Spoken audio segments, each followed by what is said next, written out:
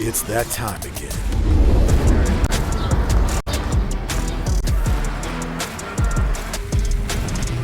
Welcome to the stage. Oh yeah.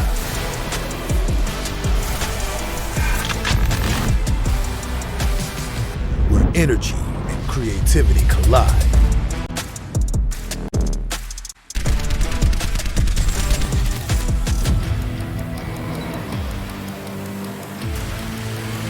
Here we go. Let's level up. Make this something to remember.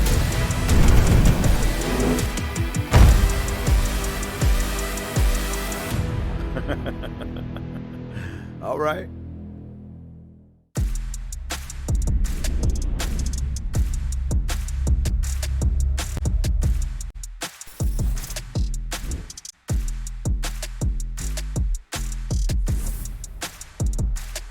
Hello everyone, welcome in to the Naystar League. It is the 2022 fall season. We are in the midst of playoffs here. It is going to be an exciting day full of best of threes. Myself, Mad Magical, joined in by the one and only NEST caster over here, Mazel. By the way, if you don't know, Hello. He's casting it every night, so make sure you go watch. It's a good time. It's a long time. But I'm glad to be back here with Nace. We were here earlier this week on Tuesday. We got to have a little bit of fun there. We got to see some very strong performances. Yes. and then today we get to continue the playoffs, which I'm just really happy to still be back here with Nace. Exactly. It's always exciting to see these collegiate programs battling it out, seeing which one is going to be on top. Action, hey, off season, it gets us more stuff that we get to do. I just love casting League of Legends. Collegiate's always a lot of fun too. I know you're the same as me, Marcel. It's just always fun, and it's always a pleasure to be joined in by someone who's just as passionate. Collegiate is as close to the LPL as I can get. That is not the LPL. That is not the LDL either. So anytime I have the chance to cast Collegiate, anytime I have the chance to be a part of Collegiate, I take it. You know what? Fair. But we got to look at today's schedule and see how our matches will be today. We start off with one of our undefeated teams in UCI taking on the University of Illinois Urbana-Champaign. I think I got that right. And then the next one will be Maryville, another undefeated team, taking on the North Carolina State University. So these are going to be some fun ones. Obviously, some big names across the board here in terms of collegiate, right? UCI having had a heyday, a couple years ago, and going up against the Illini. There, it's going to be a really fun one.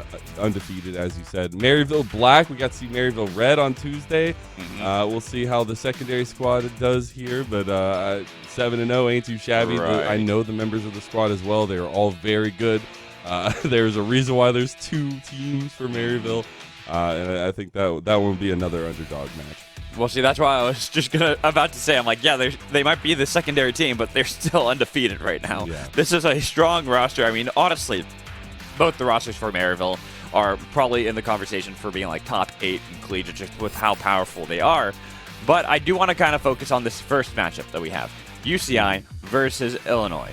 So looking at this one, you talked about the heyday UCI used to have, and a lot of people have been talking about this year as kind of the resurgence of UCI, them coming back into that form that they had once had. Yeah, I mean, especially when you're talking about like what was with UCI and what is coming to be, right? Fighting for scholarships, fighting for money is a good thing to get a grounding off of, but especially here in the playoffs, like UCI has a chance to come out swinging here, right? They're undefeated. They can come here, continue that run against some teams that I feel like have a lot to say behind them, right? You're looking at that Maryville Red squad and you're saying 2 games under 25 minutes. That's a little scary to open up the playoffs. And so you need to come out with your own strong showing. We talked about how much like one showing, one best of can mean, especially when you're looking at your opponents coming up, looking at your prep, trying to get some background information on you. They go watch a 19-minute game where you're just up 30 CS in every lane and you're winning macro decisions, you're winning objectives, and how do they dissect that? So I think there's a lot to look at, and I think UCI need to come out today with a very, very strong showing. Especially going up against the University of Illinois Urbana-Champaign. This is a team that we've actually seen in collegiate. had quite the roller coaster ride themselves, where it's like they've had some years where they've upset everyone and people are looking at them as that underdog team, the the dark horse of what's going to happen. And then you have the fact that some years they kind of just are there and you're kind of like, what happened to them? Last year they were so good. I still think that you can see that, again, collegiate is collegiate. I think there's always an opportunity for big standouts, especially on stages like this, where you have a best of that means a decent amount here, and you can actually come through and have some pride from winning this, especially against a program like UCI, who are up and coming, at least resurging. And so, again, stakes are big on both sides, and I think you can use a lot of that same fuel for the fire on both sides as well. As you see below, the prizing that the players are fighting over, scholarship prizing. Definitely would love to have had that opportunity back when I was at UCI, because I'm actually an alumni from UCI. So you're biased is what you're telling me. You're okay. biased. Rarely. You know this. Wow. Rarely am I ever biased towards a team. But it is my college, so biased casters. Biased casters. What could you expect? I'm not biased towards Maryville whatsoever. No, not at all. You don't have like a jersey for them or anything. It's a sweatshirt, but whatever. I wish I had a jersey. That'd be so. Hey, I need to talk to Clerky, all right? I need to talk to Clerky. All right, but let's look at the schedule that we have for today. Like we said, UCI versus UC. There we go. I got the acronym right. And then Maryville versus North Carolina in our second series of the day. Whoever are the winners of both these games will go on to the grand finals and battle it out for that ultimate prizing, the $2,500 in scholarship prizing. So I believe then I am miscorrect that it's not Maryville Black then, right? These Maryville Red are two sides of the bracket. I'd have to double check. Yeah, that. no. I looked back. It is not Maryville Black. I don't know why I thought it was Maryville Okay. Black. This is just the Maryville squad. The 19-minute game, the 25-minute game, like that was. You said it so that was confidently, I believed you. I did too. Well, because I thought that there was a little bit bigger of a bracket, but it is just straight into semifinals. So I think that even more so puts that underdog status on that secondary series. But especially now talking about those stakes for like UCI and the Illini, it's best of three. You got a coin flip to determine your draft side preferences, and you gotta make this best of three count to get to the grand final. Best of three, coin flip to determine drafts and side preferences. Same rules that you saw at World Championships, pretty much trying to make it so that it's standard across the board, no flip-flops of everything where it goes all haywire, even though there are some patch differences, but who cares? Very, very true. And I think also when we were looking at the meta from Tuesday, I think we were seeing a lot of aggression. And I wonder if we get a little bit more of that here because, UCI, UC are teams that we didn't get to see on Tuesday. And Maryville we did, right? So I'm really excited to see. We got Gorica for UCI, obviously standout in the amateur scene. And Duong Pro coming in the jungle, huge for UCI. And I think that's where you have to look at those two players to really be standouts. Light Pulse having had some time in amateur and collegiate as well, having seen him before, and really try to tie the team together. Yeah, and don't forget Light Pulse, someone we've seen through the amateur circuit as well as the collegiate circuit in the past. Xiao Danny also playing over Senna, who's Cinnamon Bread. And that's, to me, a bit surprising just because we've seen Senna do really well, but Xiao Danny is someone that they've had a lot of confidence in, as an up-and-coming rookie talent for collegiate, and going up against the UI-UC roster, you can kind of see how that's panning out, where it's pretty much their standard. They're not really swapping anybody in and out. They're not using any subs. They have a couple subs, but pretty much going with the standard roster they've used throughout the entire bracket. Yeah, and I think that's where we were talking about. There's some of that pride being played into this one, and especially from the UI-UC roster, you have to look at some of the again, the draft picks and how the aggression will come out for them, because you've got to come out swinging against UCUI. You have to win through bot lane, and that's what I'm looking at, especially with the way the meta is tending. All right, so now here's the ultimate question. We have Noob Sleep Early, and I am a newbie. How do we want to change up the names so that we can differentiate? Yeah, see? Newbie and Noob. I mean, that's fine. That's Oh, yeah, easy. that's not going to confuse a color and play-by-play caster in the midst No, of a not fight. whatsoever. I mean, Okay. come on. Hey, we got to give ourselves a little bit of a challenge, too, okay? We got to give ourselves a little bit of a challenge. All right. I suppose. Either way, this should be a really good matchup because this is a relatively new roster for UIUC. We look back to the past. It was they had Quacker on the team. That was someone that a lot of people, including myself, were always hyped to watch just because he loved to play with Darius. He always liked to play things that would try to go a little ham in the top lane. And right now, they've kind of swapped everything up. They've changed it a lot. Pretty much every single player is new to the collegiate scene in some way. As in, they've only just kind of become this new roster. And I'm really excited to see that they've gone 6-1. And now, getting into the draft, I kind of like this from UCI. They're just giving the respect to Illinois, saying, you know what? Quacker, Topopotamus, both of them used to play Darius. Now with the new top laner of Asilek.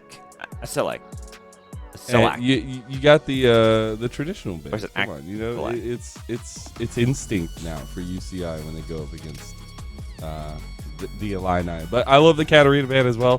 Get a little bit of those aggressive picks out. Big importance here though is the Illini ban away the Caitlyn and the Graves. I think the Caitlyn ban is so huge against Gorka.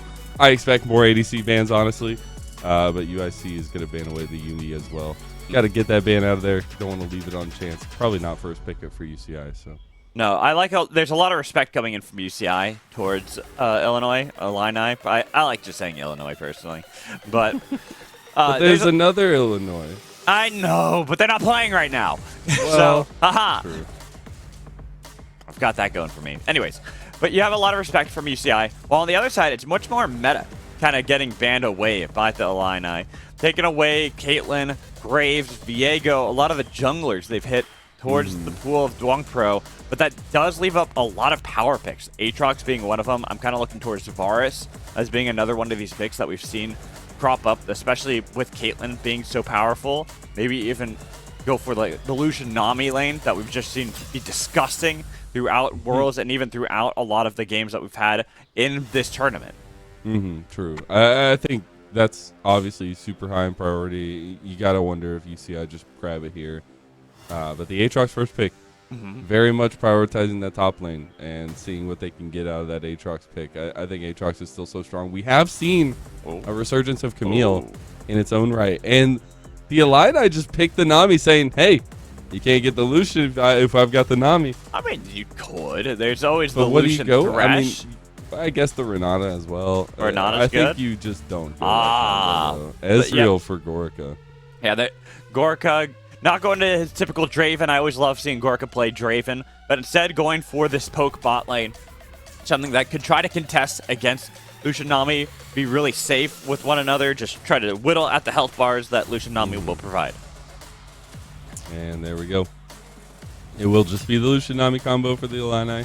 I obviously it's so strong at all points of the game. I remember you used to think about Lucian as early game carry and falls off late compared to a lot of others, but talking to a lot of my LPL co-casters and especially learning a little bit more watching the LPL, it's all about how you play the Lucian, and especially in the late game team fights, it's about how you pepper in your burst damage and use those windows. And especially with the mobility, it's super big. You're not gonna give Cubby or Joshi any I don't credit? talk to them about meta stuff. But you were the host for us. Like, we talked about this so much. Well, I mean, I definitely I will. I mean, I'm just gonna stay straight up that taking professional analysis versus academy analysis is a little bit different.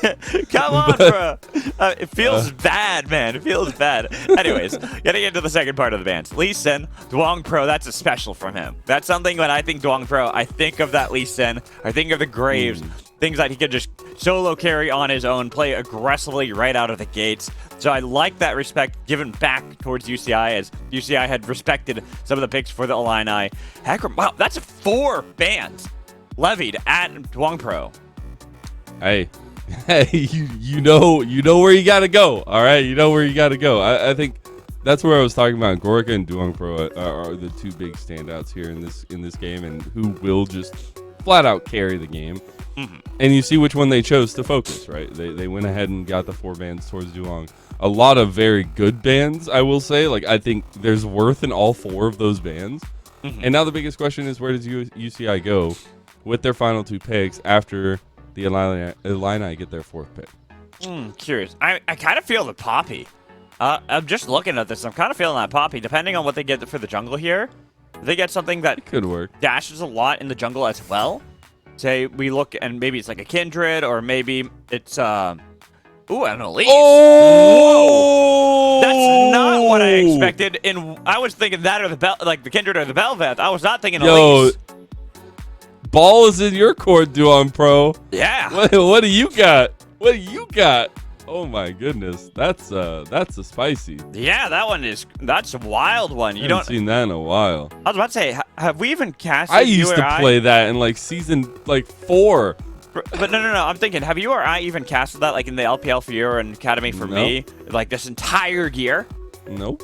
Yeah, exactly. I've casted it for years. Right, it's been a while since I've seen Elise, so this is going to be quite a pleasure. I want to say the last time I did was like maybe 3 years ago. Like maybe RBM played it or something in one of like a game in amateur or something. Yeah, but that was a while ago. Yeah, that was a long time ago. All right, so here we got Galio. Kind of like the Galio Diana. Wow, now that's a good combo too. Big combo, yeah. And the Diana jungle, interesting. So we're getting 2 AP junglers, 2 junglers we haven't seen in a while, right? We've been seeing, if we do see Diana. Well, Diana, we saw it more this year than we saw. Well, more than Elise, but still not common.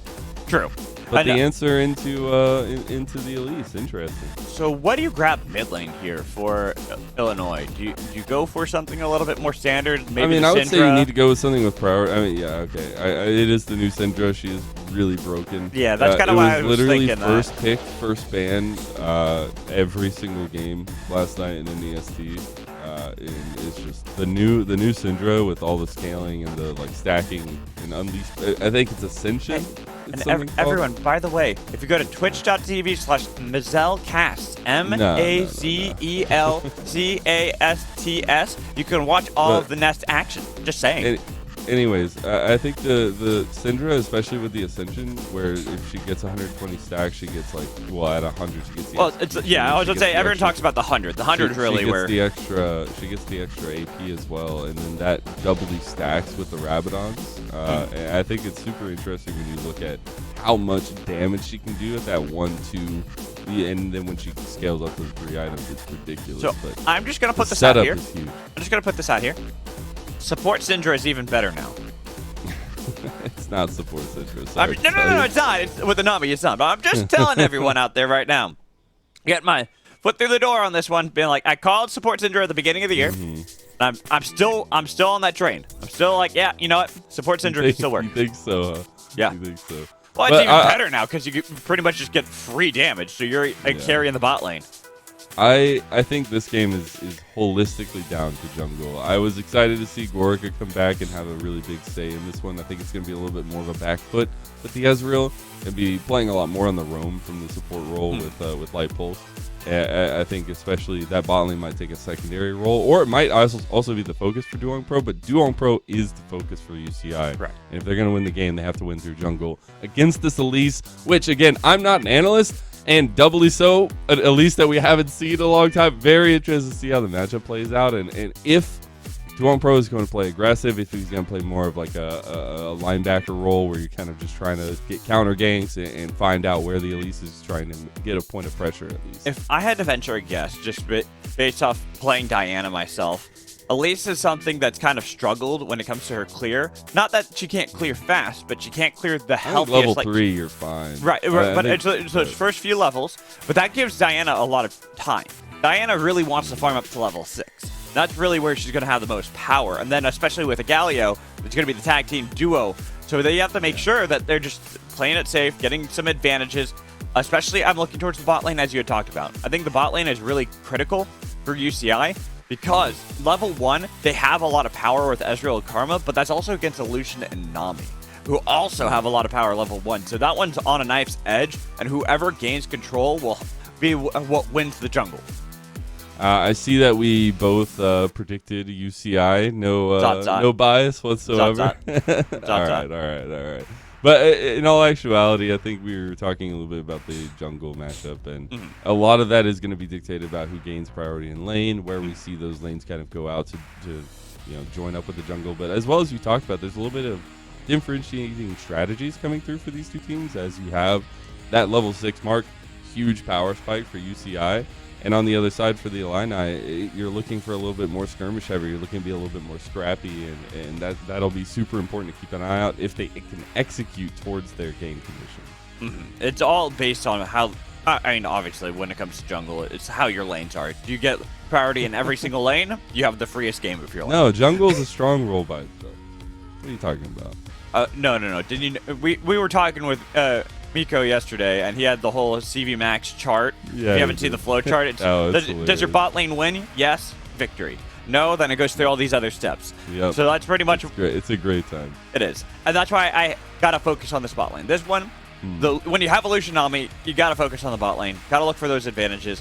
If they're able to get it, then they could roam around. They could look for timers to help set up Elise, especially for Elise, who wants to be able to get those ganks off after level 3. Once you hit level 3, that's when you're looking to pull the trigger. You have that window, 4 to 5, where you're going to be a little bit stronger than Diana. But Diana, if she can survive that and get to level 6, then there goes your advantage as Elise. All right, I got something for you here, Magical. You know, in Lord of the Rings, okay, the battle for Helm's Deep. You know, there's the main battle, and then there's the little like side entryway, right? That's the hole in the wall, right? Okay. That side entryway is the top lane. And there's some orcs with a bomb in the Camille that will eventually make it to that porthole and make it into the keep. All right. And I'm really, really wanting to see what happens in that top lane. I know we've talked about jungle. I know we've talked about bot lane and all the things that can go on with kind of priority and lanes helping out the jungle. But if there becomes a flood in the top lane, either way, honestly, because in terms of the Aatrox, once you get into team fighting, even sometimes in the side lane, that mid game, it can be a little bit scary going up against the Aatrox, a couple items in the side lane. But those team fights really scary. But Camille, late game, my goodness, we've seen this champion do so many crazy things. If you get one early kill, if you get an advantage in lane, you can absolutely win the side lane, and that'll help the Illini play the rest of the map as well. It'll definitely set them up in great ways, especially because Camille is, I think, a great pick into Ezreal. Even though it was a blind Camille, they didn't even know that Ezreal's on the other side. Purely because Ezreal can't really get away from the ultimatum. You're going to follow him up wherever he goes, and then he's locked into the pit. I think that's I mean, hey, when we start seeing the fights, we can start breaking it down piece by piece, and I think the especially that early aggression is exactly where we want to go. Yeah, I hear that we are in a bit of delay right now for the game, so we're going to toss it to a break. When we come back, we'll get ready for our action in Game 1 between UCI and UIUC. Stick around. We'll be back.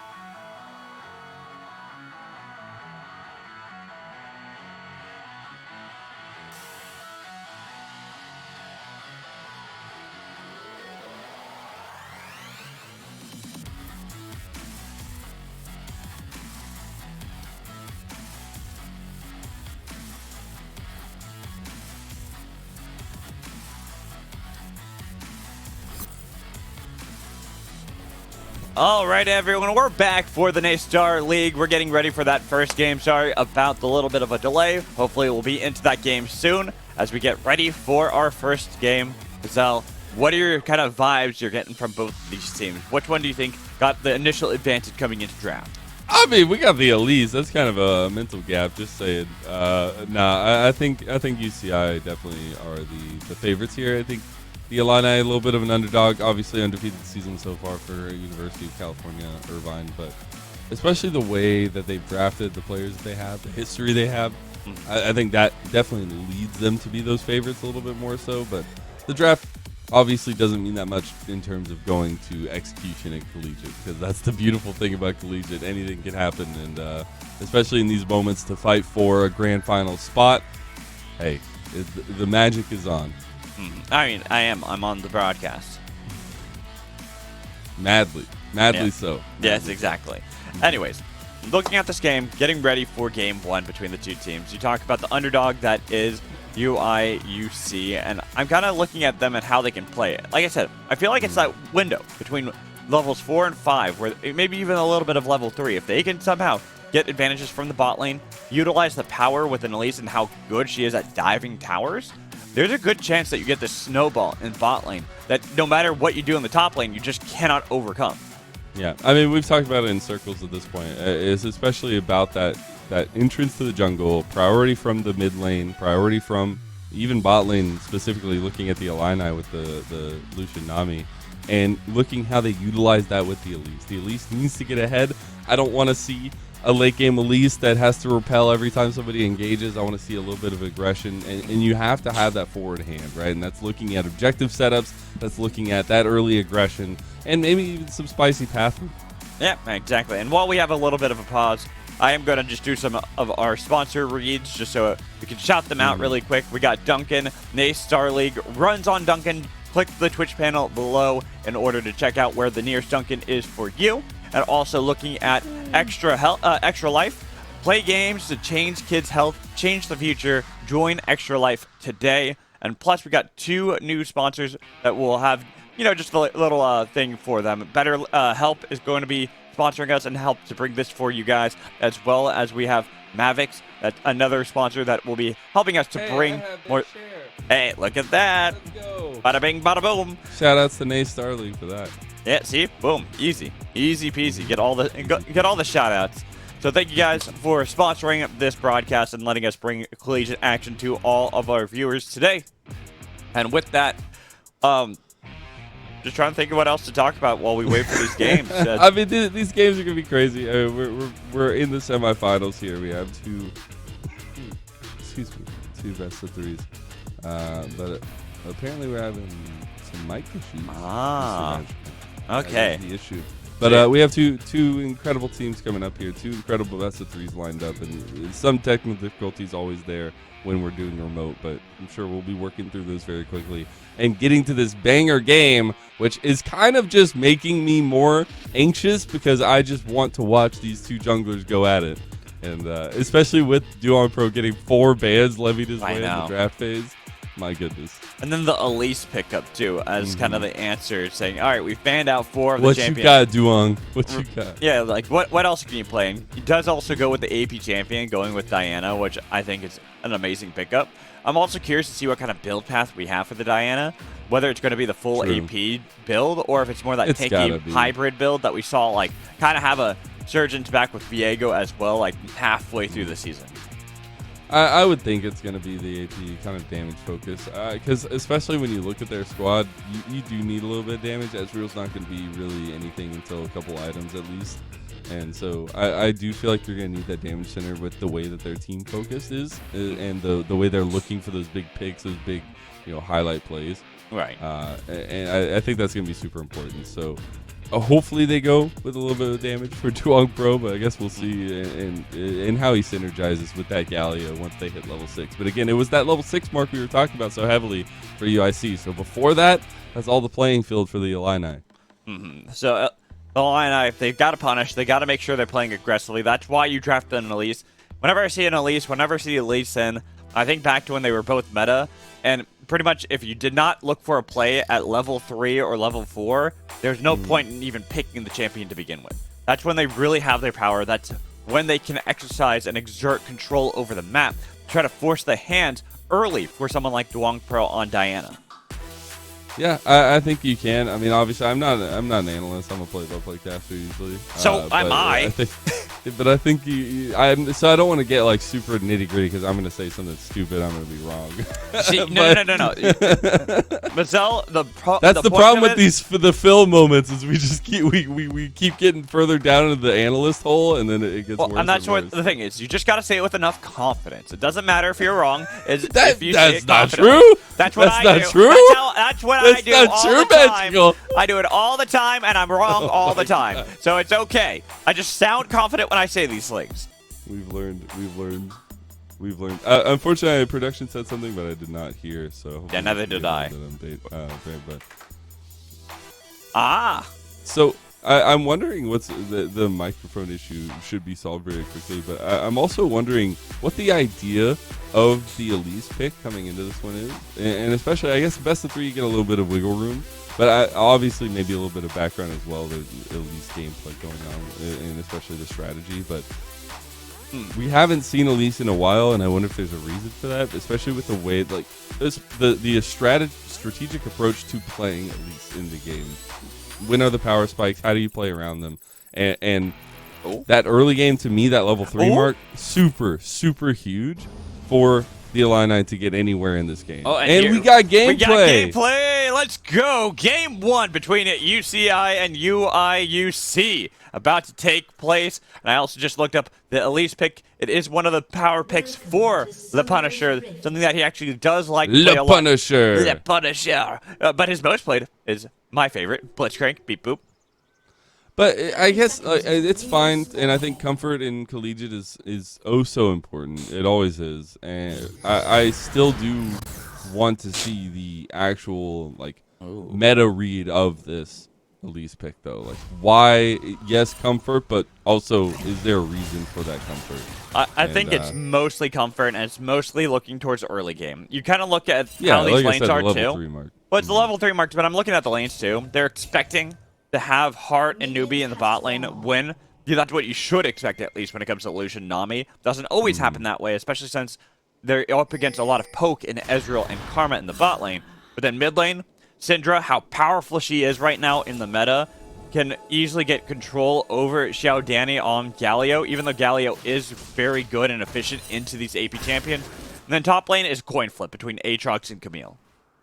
Yeah, I can agree with that. And I think Aatrox will win out until we get a little bit further along. It depends on early farming and whatnot, especially aggression. But all in all, it's about the trio of the bottom side of the map, seeing what these lanes can do as well as the combination with the jungle. And you do see a bit of opposite side pathing for both junglers. So maybe the Punisher trying to focus up towards the Camille and try to get maybe these solo lanes ahead more with letting the aggression kind of play out on bottom side. And Lennon, you're French. You're French. Yeah. C'est le Punisher. Hey, very French accent. I mean, we'll get to that. We'll get to that. Yay!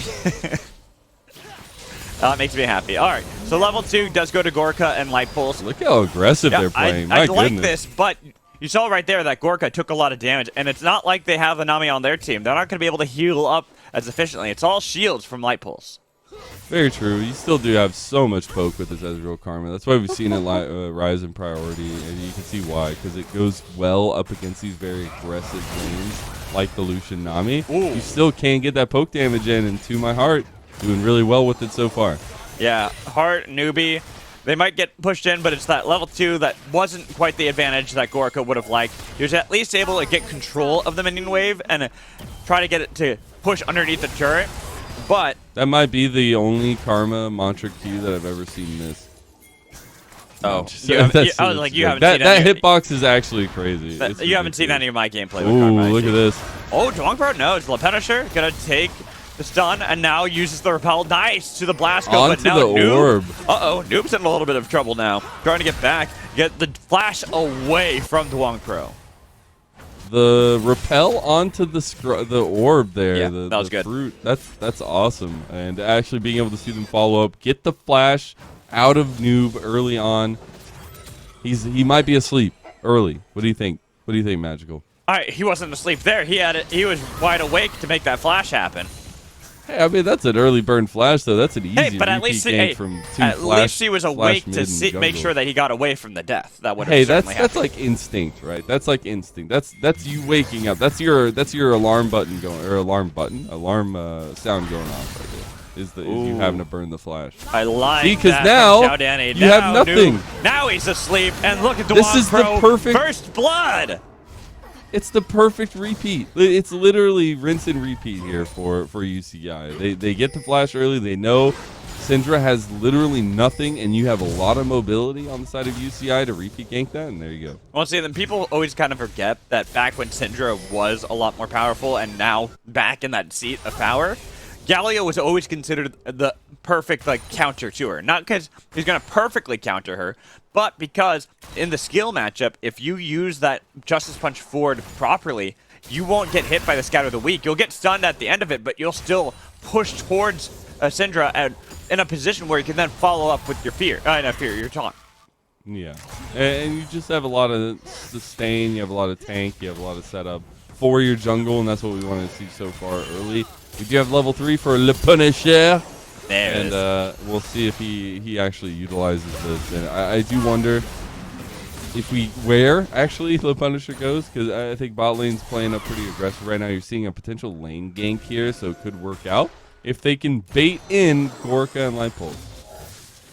Trying to see if they can get him. That's a deep gank. Well, this is what you want. Ooh, Cocoon lands. The bubble. Too. Light Pulse is out of here.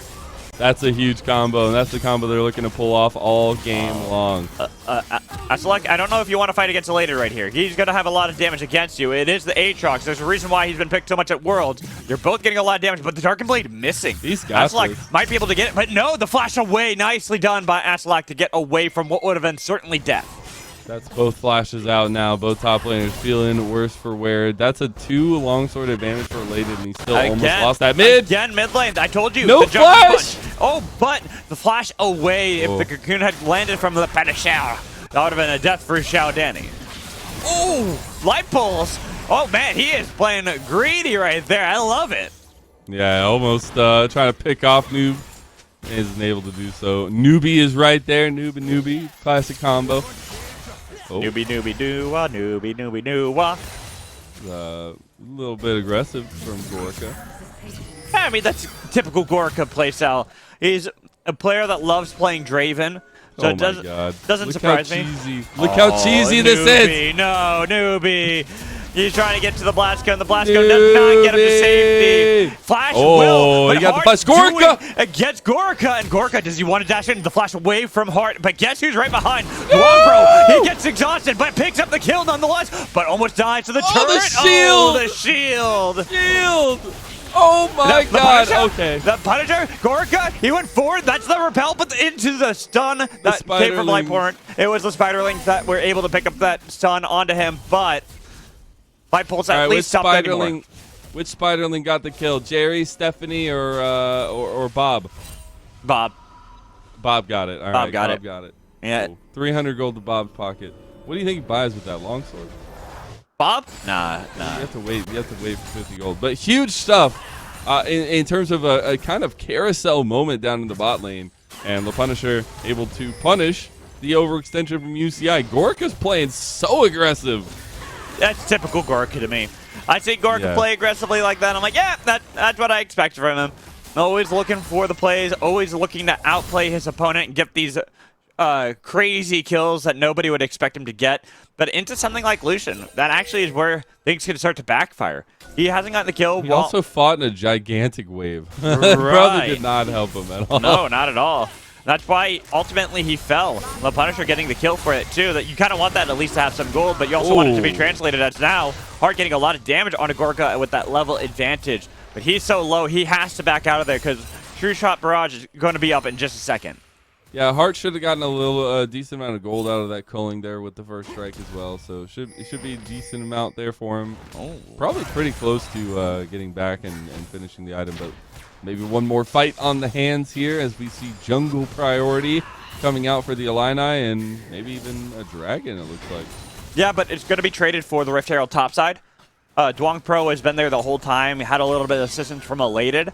So it will be a trade of neutral objectives, 1-for-1. As Oh my Asla, god, this combo! He might just almost die if the World Ender would pop. I wonder if it gets a True Shot Barrage. Can we look at that, see if it's going to be able to get it? Bob! Let's see, let's see, let's see! Oh, it went wide.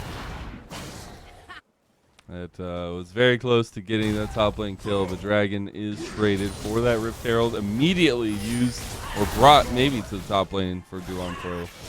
I don't know. Oh yeah, no, it was popped. It was popped. Yeah. They popped that immediately. They're going to get this full-plated turret. Elate is going to get a large influx of gold for this Aatrox. He's already winning out the matchup, 1v1. And that's first tower at 9 minutes, 22 seconds. Yeah, that's just brutal. That's going to be brutal for Asalak, who didn't do too terribly in the lane phase, but it was just that last fight, that last little exchange that Elated and Asalak had that have completely tipped the scales. All right, Lord of the Rings is going a little bit different than expected. The Orcs have not made it into the tunnel here. Asilak has not been able to find the fuse just yet and needs a lot more time, and it's only 10 minutes in. So we'll see how that works. We'll go back to the cinematics later.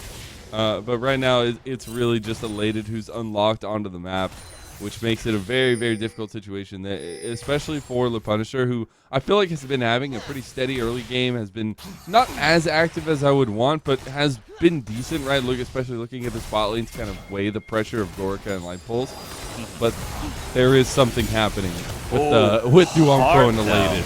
Gonna get the root. That's a lot of damage, and here's going to come into the grand entrance. Looking for that heroic entrance, but wasn't able to get it. Now looking for the taunt. The exhaust comes in onto Newbie. Looking for the damage on top of him. He doesn't have flash. No exhaust left. Newbie should die to the True Shot Barrage. That was big. Gorka picking up the kill as well. Gold being spread out. Xiao Danny unlocked on the map. Now you see actually the Illini trying to make a move down bot lane here. Oh, with Gorka so low as well. They've got a nice blast cone over the wall. Nice stun with the Scatter of the Weak, but it's going to be the top to try to dissuade them going for. But all they need is to get Noob to flash in if he had it available to just get that unleashed power onto Gorka, and he would have picked up the kill. It was a little bit close. I don't think they want to commit too heavily, and that's unfortunate for the Illini. I mean, UCI kind of get everything there, and they're even using this extra pressure here that the stay from Noob is providing to move Duong Pro mid lane and crash that wave. Yeah, but I don't know if Gorka should really be hanging out here. It looked like it could have been dicey had he just stepped up a little too close, not expecting the range from the Scatter of the Weak. That would have been unleashed power death. It was a little bit close. It was a little bit close. Not gonna fall for it though. Gorka's too good, too resilient.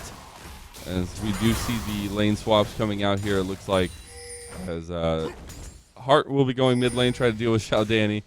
Try to keep these waves going at least. And we talk about counter matchups. Lucian was always the counter to Galio back when Galio was a thing too, so makes a lot of sense. But top lane, Asalak using the ultimatum on Elated. They've got a lot of people here. They've got the Kuna as well, and it's going to be the kill for the Punisher. Anywhere the Punisher shows up, trouble is sure to follow. And the Illini executing this Elise very, very well, even to the strong side of UIC, where Elated had found big advantages against Asalak. But now the Punisher back to farming. 2-0 on the Elise. Doing not so good in the farm department, though. 100 CS for Duong Pro. He's been farming up a storm. Already on that Gnasher's Tooth as the item completion with the Merc Treads.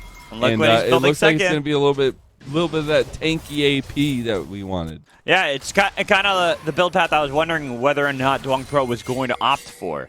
Going for what I would assume is going to be the Turbo Chem tank. That's something that was kind of like the hit back in, like, what was it, May and June?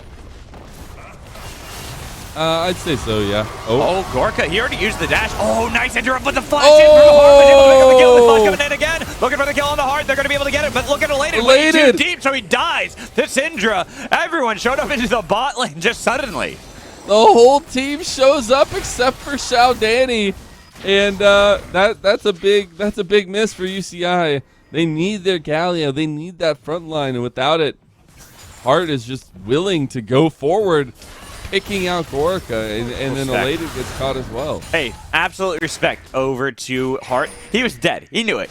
He was like, there's no way, there's no retreat. I either get a kill and die, or I get nothing. I think that's super, super important to kind of play those moments like that, right? Now you have a little bit of strength on this Lucian. You've got the Gale Force. You've got this rated Dirk. And coming back onto the map with a fight over Dragon coming up, that is going to be huge. And now with everyone grouping up, both teams already around the river. With the True Shot Barrage to snipe out and look at the advantage, see where they can position. But it is the advantage ultimately for the Illini. This was a nice scout of the week on the other side from Noob, but they've only just started the Dragon. And it's only just going to be the second Dragon of the game that they're fighting for. So they've got to be careful not to overcommit for this one and lose everything, both sides. It will be secured by Le Punisher. You can tell UCI, they don't want to just relent. They don't want to just stop here, but there isn't much they can do. They couldn't get anybody into this back line. Yeah, it's a little bit difficult in that situation. Just let it go. Steal as much as you can on your way out. Try to take this mid lane tower. But it's not going to lend to much, and that'll be second Dragon for the Illini. Starting to stack up those objectives really well. And we talked about in the draft saying, objective control through the jungle is going to be important. And seeing how the Punisher is going to play this Elise. So far, it's been working out really well. Elated is dead. Woo! Hello, Hart. That's the illusion you know and love right now in the meta. It literally is just an explosive cannon you can aim at your enemies. Assassin Lucian. That's what it is right now. Gale Force. Get the speed up with the dash, with the Gale Force. You literally go across an entire screen and just kill somebody. Oh, and that's exactly what happened. Elated's just like, where'd he come from? RKO out of nowhere. Yeah, the culling to start it off too, a lot of damage in.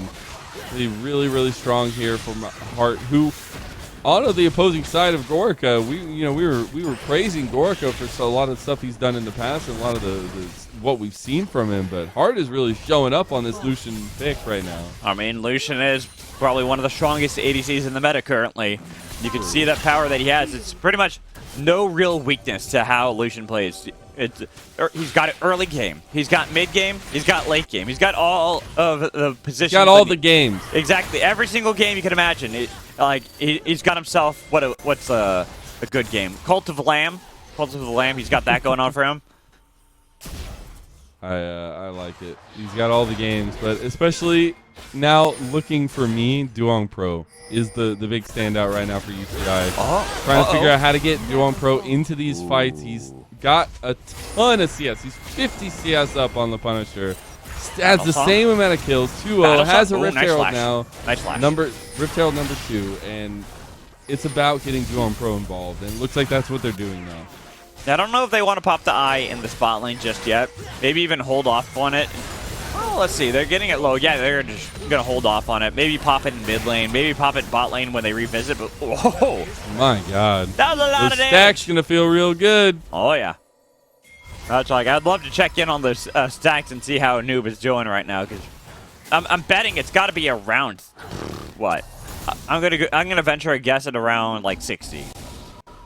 I have no idea how those stacks work. I mean, I know how they work, but I don't know how fast or like the time threshold yet. So yeah, I'm gonna guess like 50. Abilities and stuff like that. 50. Yeah, it's landing 2 abilities in a row, like 2 damage points, or killing big monsters, I believe. Yep. So that's why I'm putting it around 60, because he's landed a lot, but it's still. You have to do the double abilities or get the big monsters. Ooh, it's the Sunfire cape for Duong. Yeah. Oh, okay. So that's also the other option that we saw back in like May or June when it was like Viego. It's really big here too. I wonder though, now you've got to start opting into maybe some magic with this or something along those lines, because I think there's a lot of magic damage that's going to be coming out with how Noob and Punisher are getting strong in the moment.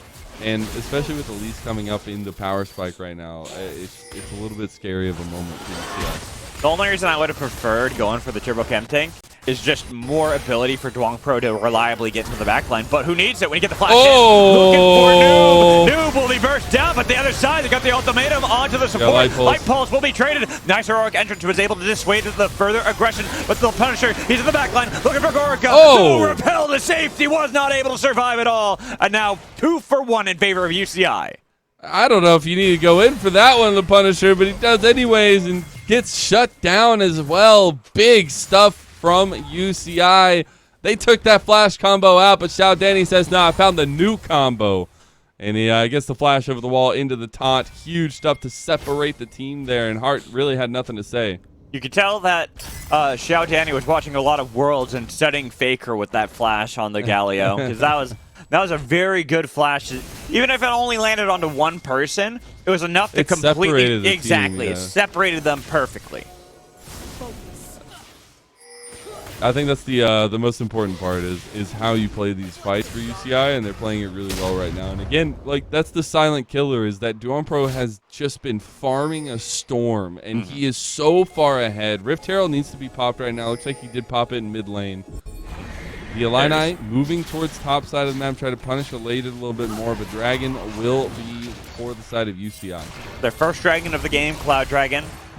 Cloud Soul is what's up for grabs, and honestly, like, a lot of people like to meme on Cloud Soul, but here for UCI, it's actually really important for them. That extra movement speed that they can get to really get into that backline is so effective on a lot of their members. Can be, yeah, for sure. And I mean, it's all about that objective control we were talking about. If you can kind of wrest control from the Illini in this moment after they've gotten the first 2 dragons, stack up those Cloud Dragons. Love the thumbs up for Dwong Pro. He knows, hey, you got the better of me because you got a champ that can take minions. So you know what? It's okay. Give you the thumbs up. Yeah, but look at how far ahead Dwong Pro is in experience. He's level 13. Yeah. He's the highest level in this game. Like, I don't think I've seen a jungle level difference like this in a long time. He's got the most CS on his team. Not just like compared to the Punisher. Level jungle difference. Like, that's not supposed to happen. He's got a higher level than anybody on his team. He's higher level than anyone on the LNI. So it's like. And so now for the Illini, it's about using the strength of the comp, right? You have a big opportunity for picks. One CC lands, chains follow afterwards, and you have to land those. So it doesn't necessarily matter that this lead is going this way. At this point, if you're not finding picks, you're going to lose either way. So they are fine. It seems like they're fine. The Punisher is just kind of running around looking for those picks, trying to set up a team because he knows that's where the win condition lies for the Illini. And when we go back and look at kind of the builds that we were talking about, and why I was expecting Dwong Pro to go for more of this tanky-ish route, is because you're still going to do a ton of damage as Diana. It's not like your damage just goes away because you built the Sunfire. That Nashor's synergizes so well with her kit that it is pretty much making them the carry. And you can see Gorka right there nearly getting taken down by Hart. That's not the problem. You have to worry about that Diana as they look for the fight. They've got Hart to flash away, but they got a lot of damage. A little bit zealous. They've got the knockback. They've got the kill for Noob. They didn't want to get anyone else, but they've got it. They look for Dwong Pro, the heroic entrance. They got the stun, and Noob will fall with the bubble on a Xiao Danny doing nothing to thwart them. They used everything on Elated. Elated flashed over the wall, missed the Q sweet spots, but doesn't matter because he was a martyr. Dwong Pro comes up with the flank and gets a huge moonfall. And that's what I was saying. It's all on Dwong Pro. Ooh, nice fancy feet there from the Punisher. I like it, but I do want to keep talking about that fight because that's what I was trying to highlight with the build coming in from Dwong Pro, is that you are the carry. It doesn't matter if you lose Gorka. It doesn't matter if you lose Elated. All that matters is, does Diana get a good flank and a good moonfall? Well, hey, you see what happens when it happens. And I think you could see the lack of damage, though, right? Like, if it was an AP Diana, that's a one-shot for all that entire team. But it's the tankiness. And you have to follow up with the heroic entrance. The health bars didn't all go down. You got one kill off that combo, so you can see where some of the damage is lacking. But the combo is still ridiculous. It is. I mean, honestly, if you don't have the Sunfire, you just die. You die before the Moonfall comes in. And that's why it's so imperative. Though with that one, Duong Pro did use the stopwatch, so that would have actually probably been a kill like you talked about, and you still surviving. Either way, you can understand where Duong Pro is coming from, but like you said, you gotta look for extra damage. With how far behind Elated is right now, he's 0-4. He is struggling into this matchup up against Asalak, who, granted, is only 0-0-3, but still, the Divine Tsundere compared to the Eclipse, where you're only working on components for each of them, I'm going to favor Camille. It's going to start getting that way. I don't know if it's there yet, but that side lane's going to start getting worrisome for UCI, but honestly, I think they're fine with that, right? They're looking for those 5v5 fights. They're looking to get Gorka stacked up. He's going to be working on his third item as well now, and I think you're fine in that respect. You've got the Zanyas now completed for Xiao Danny. And I wonder where now, for the Illini, they kind of focus. Because, again, we were talking about it. Like you're about to get Flame Horizon in the jungle. And there's nothing stopping that at this moment. And you look Duong Pro farming like that has been oppressing the Punisher in his own jungle. Well, I don't know if there's a real big approach to that. Well, look at the difference in items. I mean, you've got the Zonia's Hourglass being worked on for the Punisher, but it's completely matched. Actually, now completely bought by Duong Pro. There's not much you can do about that. No, that's like almost an item and a half there. I was and we have expecting them to get it in a little bit well. too. I was like, oh, that's not going to be the Hourglass for Duong Pro for maybe like 2 more minutes. No, that's completed. That's 3 item spike for Diana coming into a dragon fight here that Illini are feeling like they need to fight because of the kind of map situation that's happening, right? You're getting a slow but steady lead for UCI. And like I said before, Duong Pro telling the team, look at me, I am the captain now. I am the carry for the team. You follow my Glad lead. they give this up. You have to. If you're the LNI, you don't really want to fight this. You didn't have any He just wants the blue buff. Yep. Oh, he doesn't get it. Wait, no, it. he did. He did. No. I was going to say Gorka didn't get it. Went over to Noob. The Punisher's too good. Yeah. Oh. Okay, so right now we've seen that most of the action has come off the back of UCI. The LNI are struggling to set up a proper position, but they have all this control on the top half of the map. Maybe I spoke too soon because they made the play as I was talking about them not making plays. They are just punishing Elated. 0-5 on the Aatrox top lane, and now they're pushing this tier 2. Should be able to get it too. Oh, depends actually. The minions are despawning, so they might have to force it. There we go, they do get it. But look at mid. Look at what's happening mid lane. Gorka, Duong Pro should topple a tier 2. This is a very interesting series of events here. There'll be a bit of a trade. Mid lane tier 2, though. We'll take that one down for UCI, and still that gold lead ever so slightly in UCI's favor. Nothing else on the map here. We'll probably go down back to a state of kind of restlessness between the two teams. And expect at least some items to come across. They're still trying to stack up. You got 3 items now on Heart. And still waiting on that 3rd item for Gorka. And that Maul completed, trying to dissuade some of that upfront AP damage. But interesting, that's 3rd item. That is very very interesting 3rd item. As now Duong Pro gets the catch on to Heart, looking for that, but that Maul. But he's tanky. He doesn't have the damage. The Maul wasn't even versed. They didn't even pop that. And now they're looking for the play on a Newbie. Newbie's going to be the one taunted with a little bit of damage onto Xiao Danny, but not enough to turn the tides of the fight. But the Cocoon onto Duong Pro. Scatter the weak. Does not do anything. With no turn there to survive. Gorka's caught out, but it's going to be the flash away from Aslak and looking for the backline on too hard. Duong Pro was almost able to take out the ADC. No taunt connects that time around. But with 2 picks for the side of UCI, they reign control and reign free on the map. All I'm saying is Xiao Danny is smurfing this game right now. He is literally carrying some parts of these fights, and it's incredible to watch, especially the synergy with the team. He didn't even have to use Zanya's in that one. And I think you look at the way that the team fight goes for UCI, and that's where you see that strength. And if you get picks, if you get those little moments for the Illini, that's those strengths. That's if you can get Punisher into a couple kill streaks, the dominoes start falling, things happen. But the team fight, the 5v5 is UCI's favorite. I mean, Duong Pro and Xiao Danny just seem like they're perfectly in tandem with one another. Anytime Duong Pro's like, I'm going to play aggressively. I've got a Magi's. I want to get the stacks on these, baby. Xiao Danny's like, all right, I'll bail you out at the last second just in case. Yep, and those 8 stacks in the book going to be feeling real nice as they go towards this Baron pit here. I don't know if they actually started up. They can bait the fight for sure. See if they can temper the Illini a little bit more.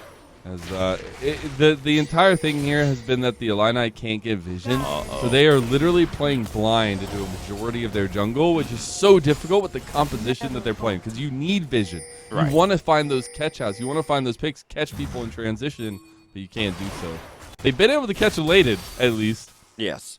But the thing is, just because you're catching elated doesn't mean you're getting the scaling aspects of UCI's comp. Diana, Ezreal, no slouches when it comes to scaling, building up these items, and how powerful they can become. Even seeing the Maw of Malmortius built up by Gorka to deny getting assassinated by Noob. Very true. That assassination potential, super big. Well, assassination burst, whatever. Yeah, true. You know what I mean. First mage, you know, all the above. Uh-oh. Nah. And you see that UCI are just playing as this death squad, right? They don't have the confidence to start up Baron.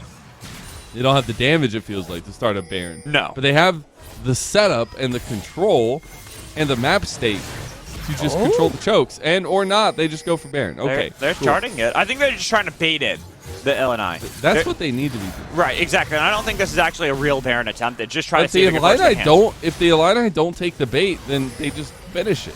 Right, exactly. So you have to. Oh! They've got Noob, and there goes Noob. But they got a lot of damage on the lady on the other side, looking for the taunt. It doesn't connect on anyone. They look for the dive in. They get the flash away. Heroic entrance gets denied from Aslak, and now Aslak's in a horrible position. Or is he? He takes down Elated, looking for the damage back, trying to see what he can do. Heart's in there. He takes a shutdown off of the Wong Pro with the exhaust. Gorka still has enough damage on a newbie. They've looked for the karma damage on the Punisher, and he dies again, but he's killed off by the subportal combat as the two remaining members barely alive for the Illini try to run away, but more do they. Hart, he wants to play, but gets hit by the Mystic Shot. Another one connects. Gorka flashing in, but doesn't get that last one. Looking for one more. The speed! The speed! Gorka now getting chased down as Aslak, the last remaining member. The noobs respawn. True Shot process go wide. But Aslak, they're going to have the hook shot away as Gorka barely alive against Red Buff. He does get it. Oh my god, he's going for it, the Mad Lad! The Mad Lad! Aslak takes him down, shut down, and he's out of there! Gorka! You flew too close to the sun, my son! Oh my god! He goes down. It's so close. The sustained fight coming out from UCI. What a fight! My goodness. God, that was a long fight to the chase from UCI. Ultimately, it gives the side of the Illini a chance to get back onto the map. Oh my god, they're just going right back into the fighting. No, I don't know. Just do it again. No. They were looking for a fight, but they want the dragon. I mean, that'll be third Cloud Dragon for UCI in a row. Yuang Pro lost all his pages in the river. They all fell into the water and disintegrated. But now you got to expect a little bit hyphy plays, but great team fighting coming out from UCI, even in a moment where it felt like they were such at a disadvantage. But the sustain, the damage, the consistent damage coming out from Gorka in the backline didn't matter if big members went down. But to me, the big thing is that Hart did get the shutdown from Tuong Pro. So in a position where it could have been absolutely disastrous, the carry you need to got the gold and has now completed that Thrillda's grudge. They're even more slowdown capability to chase down these members or even escape from danger. And that's where that Lucian pick we were talking about is strong at all points of the game. Punisher. Burst right. Evercross not going to connect because of the Proto Belt there. Yeah. X-Tech Rocket Belt, sorry. Same thing. It's the same thing. But, I mean, that's still one cooldown burned. We can already see how fast Everfrost is going to come off of cooldown, which gives it a little bit of time, a small window to UCI to look to see if they could try to bait in another fight around Baron. Yeah, they're just starting it up. They have a lot of consistent damage here at least. Yeah, but Duankro, Gorka, they're still on it. Related on the other side, Aslak has now just TP, looking for the fight. It will be disengaged, though, from the UCI. Yeah, they got the TP out of Aslak. That's all they wanted. They just wanted to force the TP away from the side lane fight. Next Neil, as we said earlier, the orcs are at the gate here, Magical. They're finding the fuse. They're starting to find the lighter as well. And Aslak is going to be a problem in the side lane, but now that the TP is down, now that Aslak is with the team, it's a little bit of a different story. Yeah, and finally that tier 1 turret falls for UCI in the mid lane. Took a while, and that's a little bit of extra gold into the pockets, evening up the turrets for both teams, and you can see that that gold lead is within 2,000 here. 33 minutes into the game. It is anybody's game still.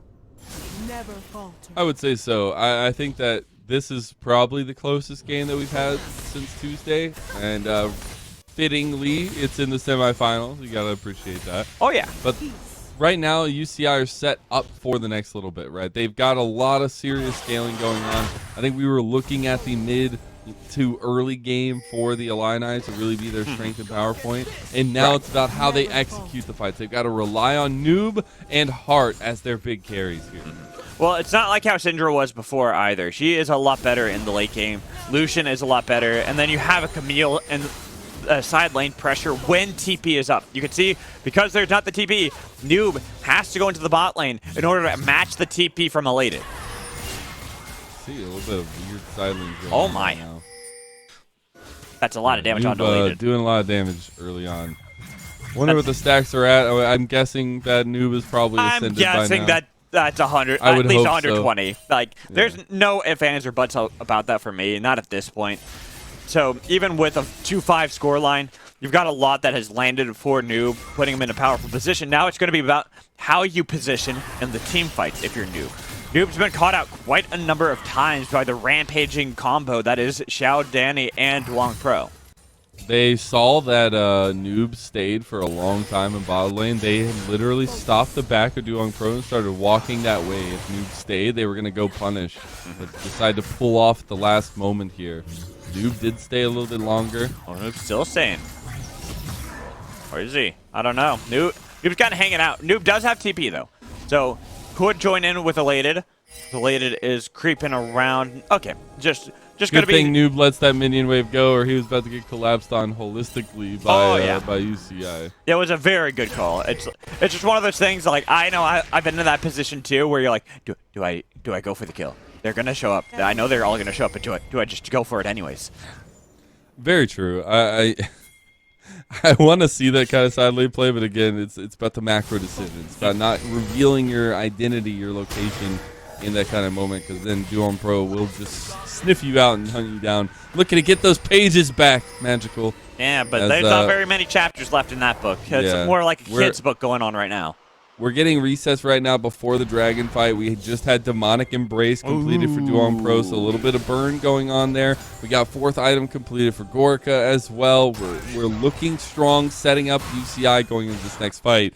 And you're looking at lacking some items for the side of the Illini, especially 2 items, 3 items down for the Punisher. But if you can set up, it's huge, and Hart will be a big point of that. But the pick on Hart was almost there. He's got to get out of there, flash away, but the heroic engine, he's trying to They can't get him. In the backline, Punisher's getting a lot of damage, but they got to be careful. Flash comes away. Aslak somehow survives it all, and he dives back in, getting a little bit of damage onto Gorka, but Gorka can trade it back, and Duong Pro as well. With the stopwatch, you're not getting out of this one, Aslak. You're going to be in danger. You die. UCI lose this. He's almost dead, and look at Hart. Gorka. Out. The flash comes in for Gorka. Punisher. They're looking for Gorka, but Gorka's still alive, flashing away, getting the stopwatch out of the Punisher this time. True shot brush dodged away by the repel, and he dives back in. Gorka, he is dead. They've got the pigs. The Illini come out victorious. What a fight from the Illini. They are coming out swinging in this first game. The execution is there. Hart gets the pop off in the beginning of the fight, and he loses his life, but it doesn't matter because Gorka cannot get the damage down. Elated is nothing in these fights. TP, look at the TP behind. That's going to be a double TP as well. That's going to be a tidal wave, getting the double knockup, but looking for the top. They're going to be able to get that away coming in from the repel, trying to deny that dragon from being even up from the Illini. They're just biding their time, waiting for these cooldowns. Duong Pro's only got a few seconds left until it will respawn.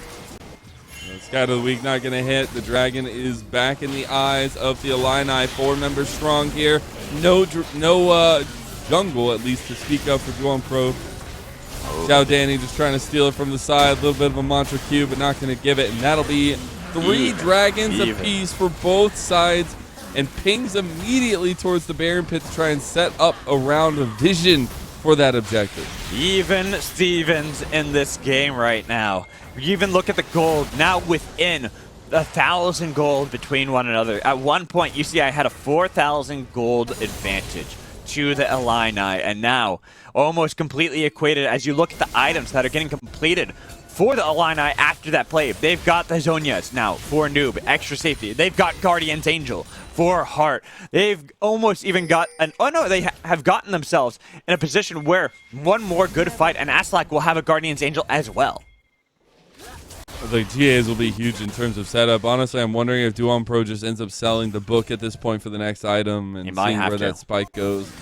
You've still got so much growing room for the Illini getting into the late game of this, right? You just got your third item for Le Punisher, and I think you're really looking at some of these item spikes coming to Kruos. You've got full stacks on Heart, those pop-offs, those big burst moments. You can literally take somebody out of the fight, but Baron started up by UCI. Okay, now they actually can burst this down pretty fast. Look at how low it is. There's going to be Aslak on the other side looking for a later, but really it's going to be the Pialak coming in from UCI. Looking to see if he gets the pick onto Aslak, but he's got the ultimatum getting a little bit of damage. The hook shot, it's almost enough, but he's still chased down and killed. All the rest of the members scatter the week onto 2 members, but they have a flank they have to worry about. Xiao Danny's on the other Noob side. is doing work. They're getting a lot of damage. The Cole nearly takes down Elated. Looking to see, oh, it does take him down, actually. And with the Xiao Danny looking for Heart, but he goes golden. They've got damage onto Duong Bro. He's golden as well, but he'll be able to get out of there. It's a 1-for-1 split at the moment between the two teams. My goodness, it is so close in that fight. Xiao Danny found a weird flank, but then was all by himself and couldn't get the 4-man taunt that he wanted. And after that, there's no real follow-up. Duon Pro is getting low. Gorka can't really get the damage in, and these fights are neck and neck magical, exactly like we'd want for this first game of this best of 3. And guess who's got Guardian's Angel this time around? Aslak having that gives a lot more opportunity for the Illini to utilize that flank, where even if it seems like Aslak gets picked off, he's got the Ma, he's got the GA. True. There's enough time to bide for the rest of the team to collapse. And I'm just not seeing Elated be able to do anything in these fights, right? There's not much of an approach for the Aatrox being so far behind. We've reached the point where the Orcs have the bomb and it's exploded, the door is open, and Aslak is absolutely incredibly strong right now, and you have to be very, very careful how you approach these next fights, because one fight means probably the end of the game, or at least your tower is broken open into the inhibs. Well, you got to worry about a full-built Lucian. You've got to worry about Aslak. You have to worry about the damage that can come in from a 4-item Syndra with all the stacks you need for not only the execute, but that extra increase in AP damage. There's a lot going well for the Illini, but they have to still make sure that they're positioning properly, because it's really easy to exploit from UCI. And we're getting to the point where gold doesn't matter, right? Like, Duong Pro has so much gold. It almost has double the CS that Le Punisher has. Look But at this. it's not going to matter. They see the play attempted on Noob. He's able to flash away with the Everfrost. The scatter of the week. They've got to be careful. And guess who's on the Baron? It's going to be the Illini this time around. And they can burst that double TPs into mid lane, but it will be too late. The Baron will fall. Purple Worm is executed by the Illini. Now all you can hope for is to pick up some stragglers, but you really just can't chase them down. Look at the damage Elated took from just the calling. And Heart will be able to get back towards the base. 1v3 and Noob stands strong. The big scat of the week, but mid lane. Mid lane, heroic entrance, gonna be scattered. The damage, the flank! It was an UCI's illusion! They're into the thick of it all, but they got a double taunt they gotta worry about. They've got Xiao Danny. Aslak shuts them down. The flash in from Heart! He's looking for Duong Pro! He wants it all! They've got the kills! They've got everyone going too good! And they're all dead! That's it! Nine come out on top! The Illini pull out a miracle out of the magician's hat, man. Magical, what's going on? The fights were not going their way. Duong Pro was destroying this game, and one mistake after another for UCI. It is the Illini who come out with a Game 1 win. Abracadabra, I will pull out a victory from this hat, and that is exactly what the Illini do. It was rough at some parts. It looked dire with how far ahead Duong Pro was, but clutch fight after clutch fight, it worked out perfectly for the Illini to get this Game 1 victory. My goodness, what a game to kick off the day, and just heartbreaking for UCI. We said they were top dogs coming in this one, but the Illini with the Elise pick, with the execution in the late game, with the strength of the Lucian and Nami. I mean, That's all you got to say. The execution was there. And this last fight, Hart was so aggressive, and it worked out so well. I love it. I love seeing this kind of aggression. Flash is an offensive summoner spell. I'll say it over and over again.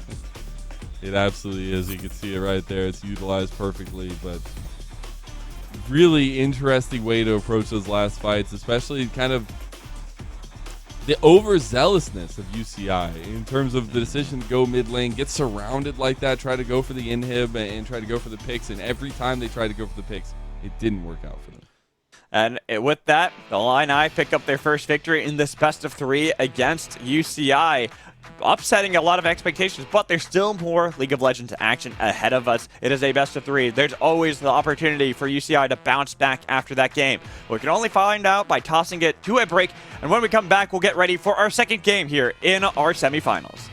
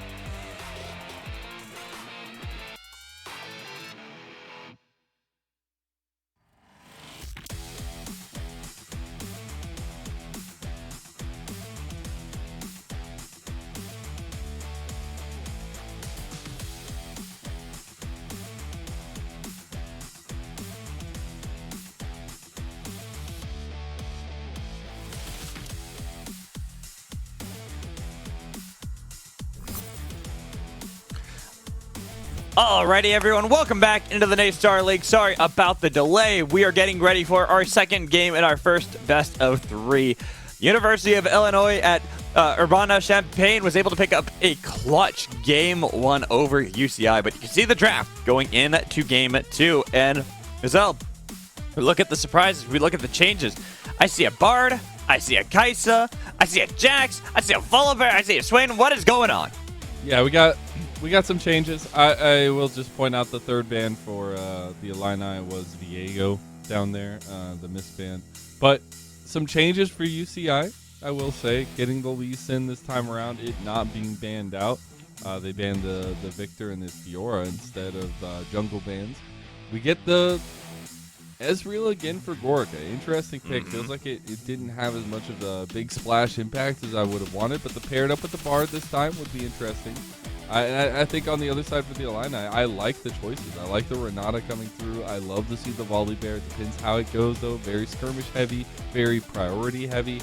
And I think that's where we might see a little bit of lacking. But looking at execution from game number 1, it was going good until it wasn't for UCI. And then in the end, it was a lot of execution-based fights, a lot of pickouts and catchouts for the Illini going their way. And it was a really good game executed by the Illini in the end. And while the draft does seem vastly different from game 1 to game 2 for the Illini, I feel like the same concept still remains. The get in their face, try to fight aggressively, especially because you have so many champs that really do want to fight in tight corridors with a Renata to back it all up. Yeah, I could see. I think the Renata makes the biggest difference here in terms of the bend in the break of the team composition and how they kind of can approach team fights later on around objectives. The setup they have around objectives is going to be really huge, but in the end, I feel like, again, we can non-stop talk about this jungle matchup. The Punisher versus Duong Pro. Shenaniganeries. Big decider. Shenaniganeries. You know, I like this. You know, I like to see teams try to play aggressive at level 1. They aren't going to fall for it, Magical. Your Shenaniganeries I don't have know. no power here. Look at Bot River. Look at it. Come on. There's now no fight. way. Come on, There's now no way. fight. Fight. So fight, also fight. a little bit of a change for UCI, though, is that Xiao Danny not on the Galio, not on the Facilitator. Again, we were saying, or at least I was, that they needed damage last game, and that's where a lot of that was lacking. You saw the big engages. They were cool. They looked flashy. They were like throwing paper balls at people. And I think now you have, you know, the Syndra here to actually provide a little bit more of that damage profile. And the Jax. I guess as a whole, right, they're approaching a little bit more with that damage-centered focus, which I think goes well for UCI. Late invade coming in from the Illini. They've got A late invade from the man, UCI look as at well. that. Passing ships in the night. What a play from both sides. You gotta see what happens when they come back. Right, To that's going to be the big thing. Do they take the same path as one another? Oh my God, they are. Oh baby, let's go. They are. No. I think But that now Punisher. UCI has the better angle here. Yeah, they do. They're blind, and now they got the double stun coming in from Light Pulse. But they got I the like exhaust on Kaisa Heart, here. exhaust on to Gorka, and here comes Duong Pro. He's already got the blue buff. Everybody's Now they've got coming. the flashback towards the Volibear. They've got the stun. No. First blood goes to Duong Oh. Pro. Doobie will fall to the double kill. It's Gorka. He's protecting Duong Pro. They've got the damage. No. Can they get a triple kill? They cannot get the Light triple Pulse. kill, but they got 3 kills regardless. Light Pulse gets the end of the kill. 2 kills for Duong Pro, and it might look like a 3-game series here already. 2 kills for Lee Sin. For Duong Pro specifically, it's going to be a hard night for the Illini here after this first start. But at least you get back onto that by the Punisher. You got to try to figure out how to maybe help out Asalak a little bit more in the top lane after you clear out in level 3. Well, the biggest problem is now Duong Pro has double buffs already into the game. It's his main character he loves to play. He loves Lee Sin as a champ, and this is what I consider the quintessential Duong Pro champion. Whenever I see him play and he puts Lee Sin, I'm expecting them to play aggressive early on, to nearly solo carry games. But I will say the Swain's going to be scary. Camille late game scary. Kaisa late game scary. Wait a Asalak right now scary. Yeah, flash of flash. Yeah, I mean, I think you take that trade, keeping the pressure up right now for the Camille, but I think Jax later on will be as well. I do very much like the Illini's team fight composition later on around those objectives, like I was kind of talking about coming out of draft, but the individual mechanical skill and outplay potential for UCI is definitely there. Yeah, it really is. It's already going off to a good start, and looking at how the itemization is, the only reason I check in on this is Elated getting call really does not want to fight against Aslak. So this is where I look towards how the top lane's going to play. And I actually kind of like that they're sending up Duong Pro and Light Pulse so early, looking for a dive.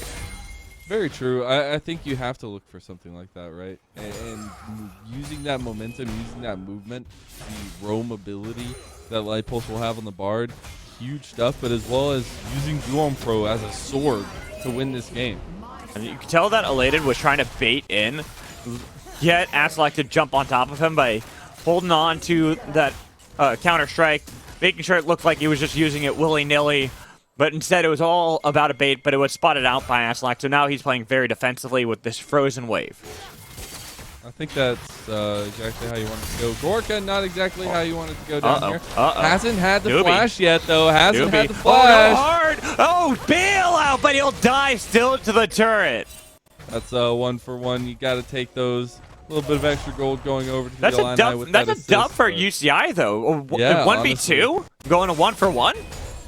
Gorka's going to be wishing that Light Pulse wasn't around still, as that could have been an easy pickup. Oh! The auto if he was would have just midair! guessed. Yeah. If he would have just guessed. That was tragic. Danny down bottom lane. Yeah. Well, actually, interesting. They moved Xiao Danny down here early, and they're already sending their bot lane into the mid lane. I think it'll just be a temporary transition right now. They'll move up. They're moving top, though. I like this play. Counter-Strike was already burned. The flash interrupted by the Never move. They don't get the stun, but they do get the Sonic Wave follow-up, so they get the kill for Gorka. While top lane, Elated has been baiting the Sun out for quite some time. Should be followed up, but the Counter-Strike stun on 2, and Light Pulse in the vicinity. Perfect time to save his top laner with the blast going back towards the rest of the team. He might be in danger, but he's got that magical journey that he can take back towards everyone. So how do they get away with this? I was about to say, what did Elated do to the Illini here to make them want to kill him so bad? He picked Jax. Well, I mean, it's been 2 games now. They've just been putting him down in top lane. But at that point, he gets out to his teammates who have just been pushing into the red side jungle of the Illini themselves. So now we got to refocus down as Le Punisher is going towards bottom side. Some pings towards the Scuttle Crab, maybe a dragon on the table, but Duong Pro will be looking for some more influence on the map. Looking towards that mid lane. He's got some nice ward control on the top half of the map, which gives him the idea of where Le Punisher is, which is why he's looking for the play mid lane, so he can then rotate around for the dragon. See if they can actually collapse on this mid lane. Looks like they're just going to bait it out the fight. Their jungle is looking good. Their vision around this dragon is looking good. And it's looking set up right now for the Illini, who could just pounce on the dragon, but are a little bit hesitant because Duong Pro obviously on a comfort champion himself with the Lee Sin, but looking to be able to steal things over walls. Lee Sin is a key factor. Also, they're down quite a bit of gold this early into the game. The gold deficit they had at last game pretty much throughout it all, but this at 7 minutes does make it really... But they won last game. They did, but this is a lot earlier. Won. This is a lot earlier than last time. You know, sometimes you just got to make it to the late game. Or the mid game. I mean, it was like 17 minutes when they started turning it on. So I think you can have some playability here.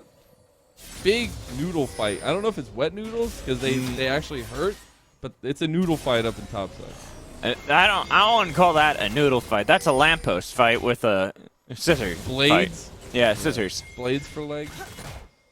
Scissors. Those aren't scissors. Gwyn has scissors. Okay, what are 2 blades but a scissor?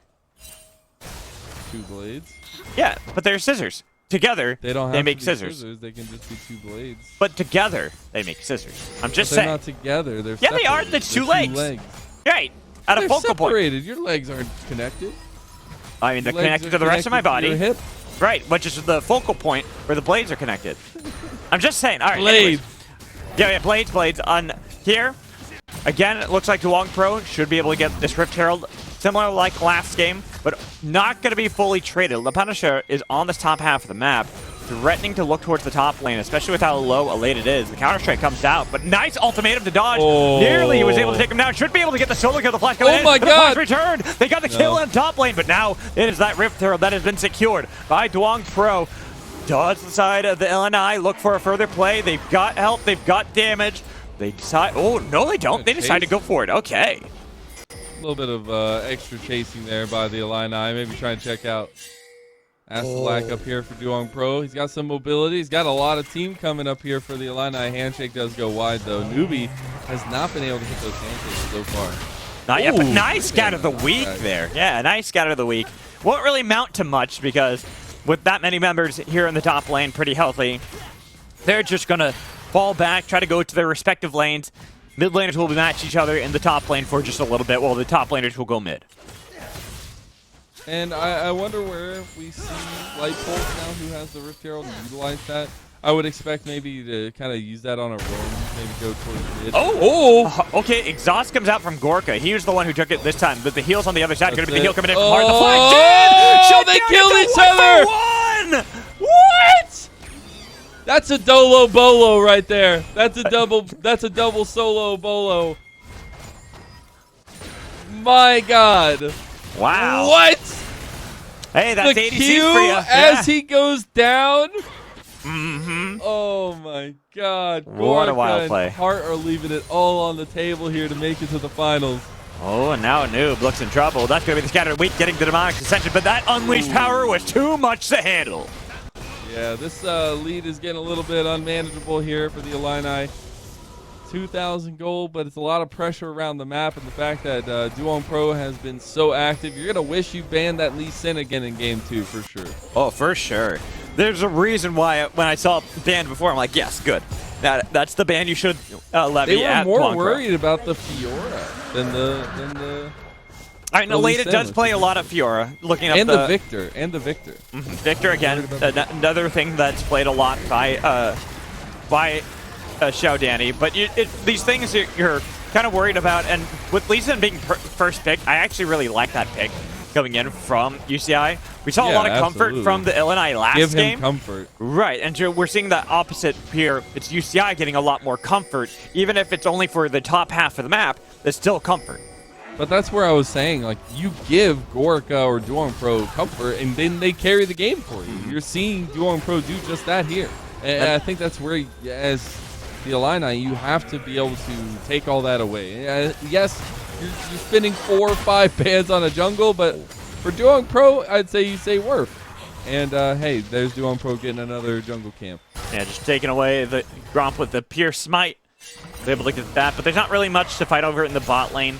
That's why they all kind of relent. They're like, yeah, you know what? Fine, fine. Vision control was gained by UCI, so you'd hope to see the Punisher go back into the bot lane, clear a lot of that out. But he might still want to help out Aslak in this top lane. Really make sure this Camille, like last game, could be kind of a menace when it comes to the team fights. Yeah, I would say so. The thing is, the team fight looks so, again, I was saying it earlier, it looks so good for the Illini.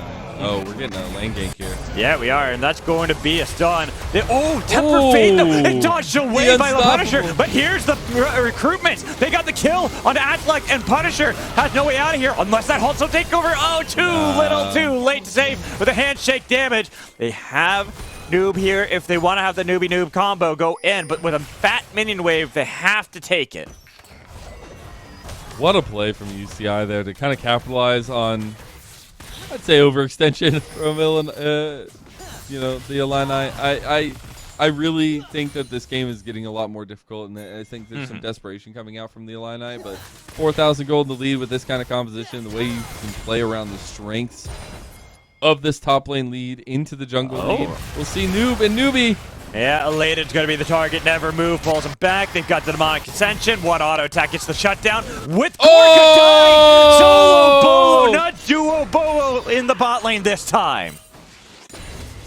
Hart comes out with a solo bolo of his own. Says, you know, we might have killed each other last time, but now I have been able to buy. You had the spike, and I still won that fight. So that's huge for bot lane for the Illini, and I think that's where you see some of that brightness coming through. And when you start transitioning that into team fights, that's where things can actually lead out for the Illini. But at this point, it's a lot of lead in jungle, and anytime Duon Pro shows up, you got to be careful.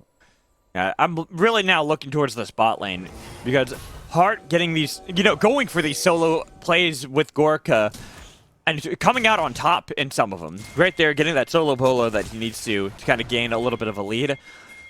This is now going to be one of those lanes that bot lane, almost like before when he was playing that Lucian, is going to be the major threat that has to be dealt with from UCI. They have to utilize Duong Pro getting into that backline or even getting Xiao Danny. Just the point and click right on top of Hart to kill him. Very true. The thing is that's execution based, right? And we did get to see some execution fumbles, at least from UCI in the later game number 1.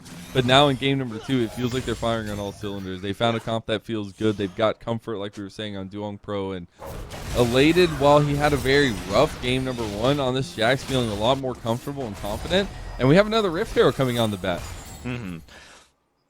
We'll be curious to see if the Illini actually do skirmish over it this time.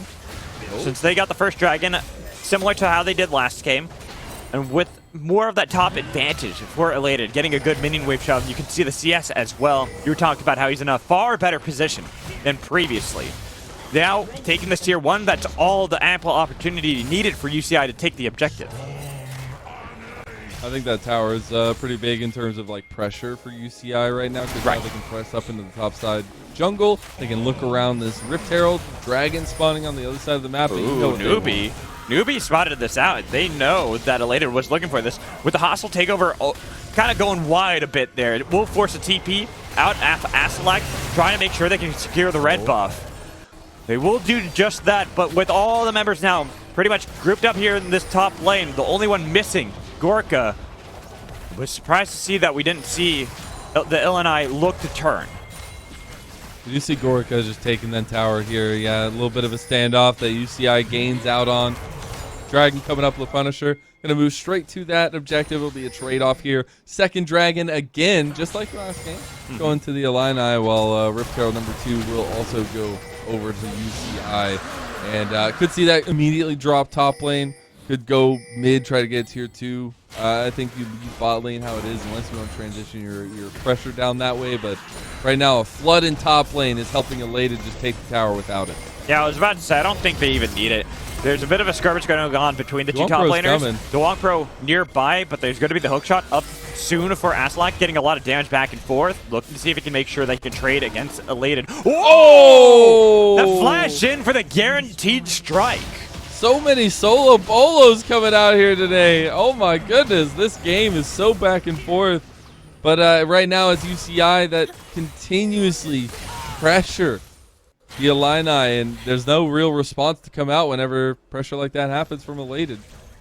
So we're looking now. I got to look at Illini, and as you talked about, last game, the game was a little bit more even at this point in the game. With a 4,000 gold lead separating the two teams, the only difference between last game to this game would be just how the gold is allocated on the side of the Illini. They have a good amount of gold for Hart, but I look at everyone else. Aslak behind in CS, behind in kills. Jungle, Duong Pro showing why this is his favorite champion, the one he plays most. Mid lane, a Syndra that you have to deal with as a Swain. Swain, even with the build path he has right now, is far more set up to make sure that he'll assist Hart with slowing everyone down from the demonic ascent. I mean, again, back to that like team fight conversation for the Illini. I think it's still really strong, but you're starting to see cracks in that armor. When you get strength on Xiao Danny, on the Syndra, that'll be very difficult. But as well as, again, Elated starting to get strong. Duong Pro going to be strong. The backline access will be huge. And the fact that you have a free kick target who's demonically ascending right in front of your face as Duong Pro to kick right back into the backline. Make sure that you can separate Swain from the rest of the team so that you don't have to worry about him too much. But at the moment, everything's kind of a bit tame. Not seeing too much action further. UCI, possibly remembering last game at this point, when they had this lead and then fumbling in some of those skirmishes, some of those fights that you were calling out, playing a little bit more reserved. Ooh, a little bit of feistiness going on now. We've swapped lanes here. We got the mid laners in top lane, top laners in bot lane, and a little bit of a collapse going on down here as well. Yeah, but the Punisher is nearby. He'll be able to spot it out. He knows that. Oh, he knows something was going to be attempted, but we do have a bit of a pause. Ooh. So we can kind of dissect what we expect. And I'll look at Noob and say, you know, people criticize the build, the Imperial Mandate Swain build, but I look at this composition and I almost feel like it's kind of necessary. They need not only someone to apply slows, but someone that will really give extra damage to the rest of the team since they are behind.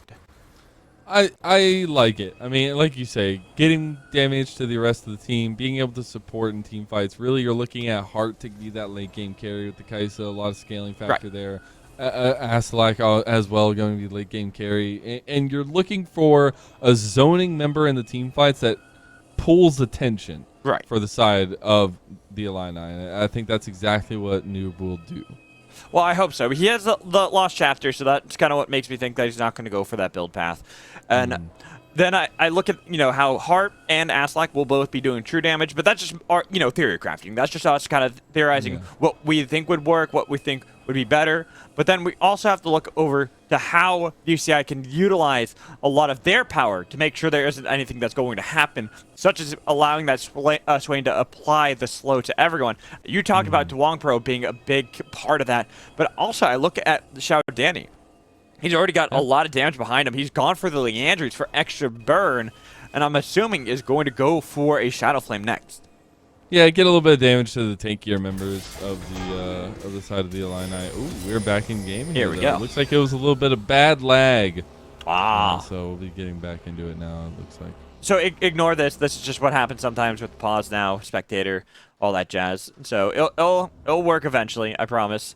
They're trying to figure out what's going on. And I'm like, this is kind of what I expect now from the spectator with certain pauses. Sometimes spectator can be a fun tool. But it does look like we're having a little bit of issues, and now we're back and into the point of that collapse that we were talking about here. They stopped the back. The Punisher, he got nearly caught out there. Oh, but unfortunately it will be Newbie instead who falls, easily clapped on after that Tempered Fate. Now the Punisher underneath the turret, flashing away. The turret only hitting minions, not actually hitting any. Oh, no, it's hitting elated, but with everyone here, with the charge coming in from the Rift Herald, the rest of the members are going to chase down the Punisher while they look for a charge here onto the tier 2. Oh. Elated. New pop in the Demonic Ascension. Yeah, got a little scared there, but is he scared? More, He's two more autos. They even got the execute for the Punisher. That's actually a huge win. Never move, pulls back into Duong Pro. The kick away because he knows he can't fight Swain. Swain, baby, let's go. The Demonic Ascension is huge. I love Swain picks. Oh, but he no longer has the Demonic Ascension, and Aslak was in a position to be able to clap just right away. They've got the pull back in. Duong Pro, he jumps away, but the ultimatum connects, and they got the hostile takeover, but they got a double stun. The flash away with an exhaust on Aslak. Gorka, he's fighting well. They've got the flash doubled up onto Aslak. They're taking him down, even if they do lose Duong Pro. It's gonna be a double kill coming in from Gorka with an Ice Killer Instinct away, trying to get the damage. Unleash power, not doing enough to take down Hart. True Drop Rush will do a lot of damage. With Rain, turning back at least one more. Man, Hart is a standout. Oh, Punisher, he's just done. It. We're just constantly going. Sky Splitter was able to get a shield for the Punisher. Xiao Danny does not have that much mana, so can't really continue this fight. Yo, Gorka came out of nowhere in that last fight, and he's still just popping off. He came from behind. He flanked as an Ezreal. Wait a minute. Oh, God. It's not done. Lennon, it is not done. Aslak hopping over the wall, getting a little bit of damage, but the TP from Jax will immediately scare them off.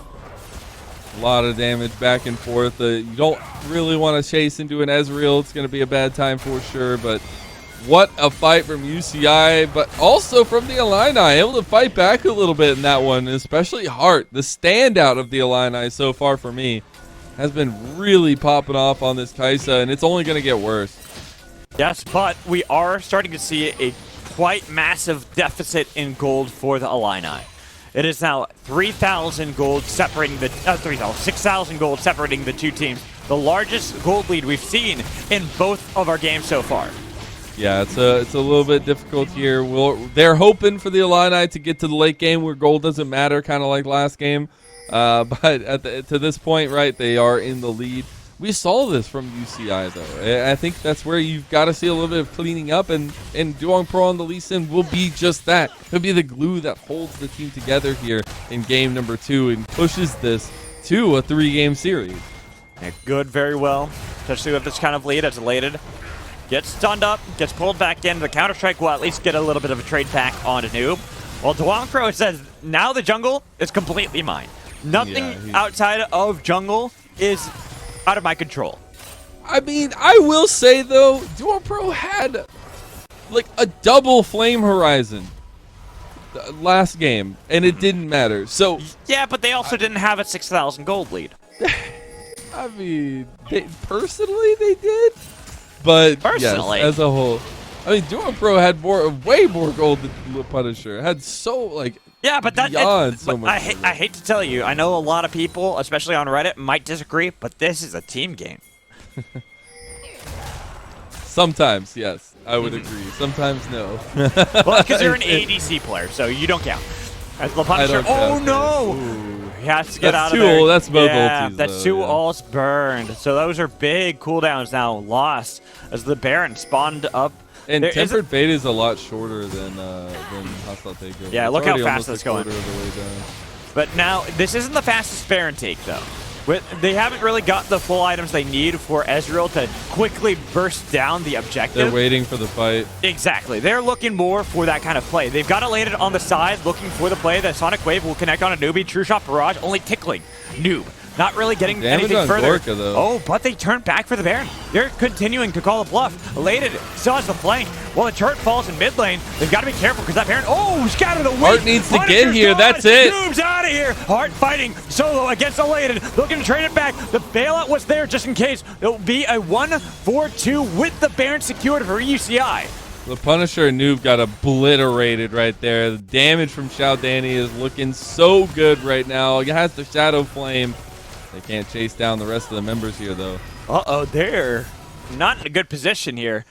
Lucky for them, UCI doesn't actually continue the hunt. They will call off the chase and look instead to continue to pile up that gold.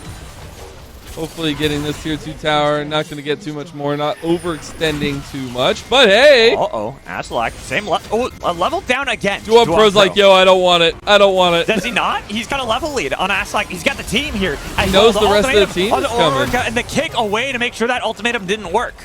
That was a big kick. That was a really big kick. That's that saves the day right there in that moment. They get out. They get the Baron buffs. Everything's calm in the night. And you have a gigantic lead now. 8,000 gold in the lead for UCI, and it's looking really, really good right now. But they had not as much of a gold lead last time around. I still need to see the crossing of T's, dotting of the I's. I want to see the execution come through for UCI here, who were the favorites coming into this best of 3 and have a potential to push it all the way to book a ticket to the grand final. Exactly. That's the whole thing they're fighting over. Not only the scholarship, but the grand finals. The fight over that first prize pool, the 2,500 scholarship prizing. As the Illini, they are the ones with that series lead so far, having the one game from the last time. And as you kind of called out, it ain't over till it's over. The game continues, and maybe Hart can pull it back. Elated can't catch a break. No, he can't. He literally cannot. He's huge right now. Doesn't even need to. Just says, I can get the damage. That's the Clearly the collector. Q. Yeah. Gotta love the collector. Was it actually the collector? I don't know if it was. No, it's probably the collector. Doesn't it go on cooldown? No, it doesn't. No, I don't think it does. Actually. No. Doesn't. But because there's 2 members focused on the top half, with the Baron still on so many members of UCI, they're able to topple another structure and continue to get this gold lead even bigger than before. 9,000 now, separating the 2 teams. Gorka's starting to do a lot of work now as well. That's a huge hostile takeover, but look how far out they are. They can chase this. True Shot Barrage does a Oh lot my of damage god, to the Newbie newbie. does get hit And he's got by nowhere a lot. out. He's got a long path to get home. He's just hoping that he can do enough to get away. He has to flash to get out of that Mystic Shot They range. almost chased that. Le Punisher is on the wrong side of this, Wait, but maybe is they he want on to chase. the wrong Hook side? shot. Is he on the wrong side? I think this is the side they wanted to be on, because they were able to get the kill and the kick. It does nothing. Dog Pro has to flash out as Noob was able to fight two on the other side. Looking to see if he can chase them down a little bit further, but he doesn't have the Demoxys Ascension anymore. A nice scatter of the week will stop the fight. They do it again, Magical. What are we talking about here? It's the Illini. Comebacks are king. And it's crazy. No matter what, you cannot count this team out. They want their place in the grand finals. Yeah, they want that upset. They want to take down my alumni, the Illini, get themselves their third dragon and bounty gold from it. That is such unfortunate timing for UCI, and they might have a gigantic gold lead, but they aren't using it well.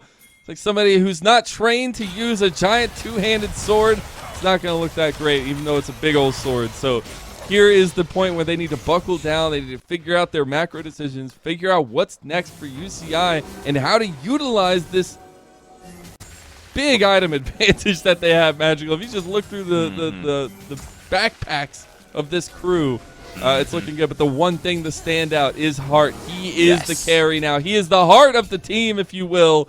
And that Kaisa, we said earlier, that late game carry potential is skyrocketing. 4 items, most CS, probably the most gold of any player in this game.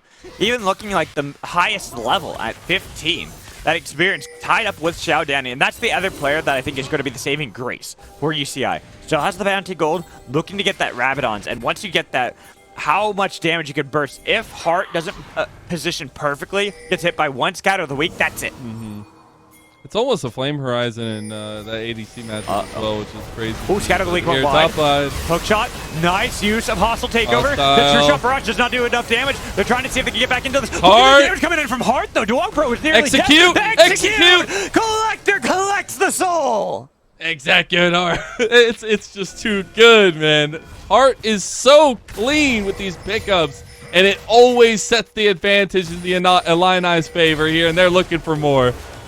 Yeah, and now, there was a tempted pick coming in for the Tempered Fate out of Light I Pulse, thought but they it didn't might try to connect. collapse it. They were looking to see if they can get the pick on a Needs to newbie. be careful. And now Aslak gets flashed on. Here's the True Shot Barrage. That's a lot more damage. Hard, he kills him! Hard is huge! They can't stop him, and Aslak finds Light Pulse. He's in! Oh my god! Hard. They got the jump in coming from the bear.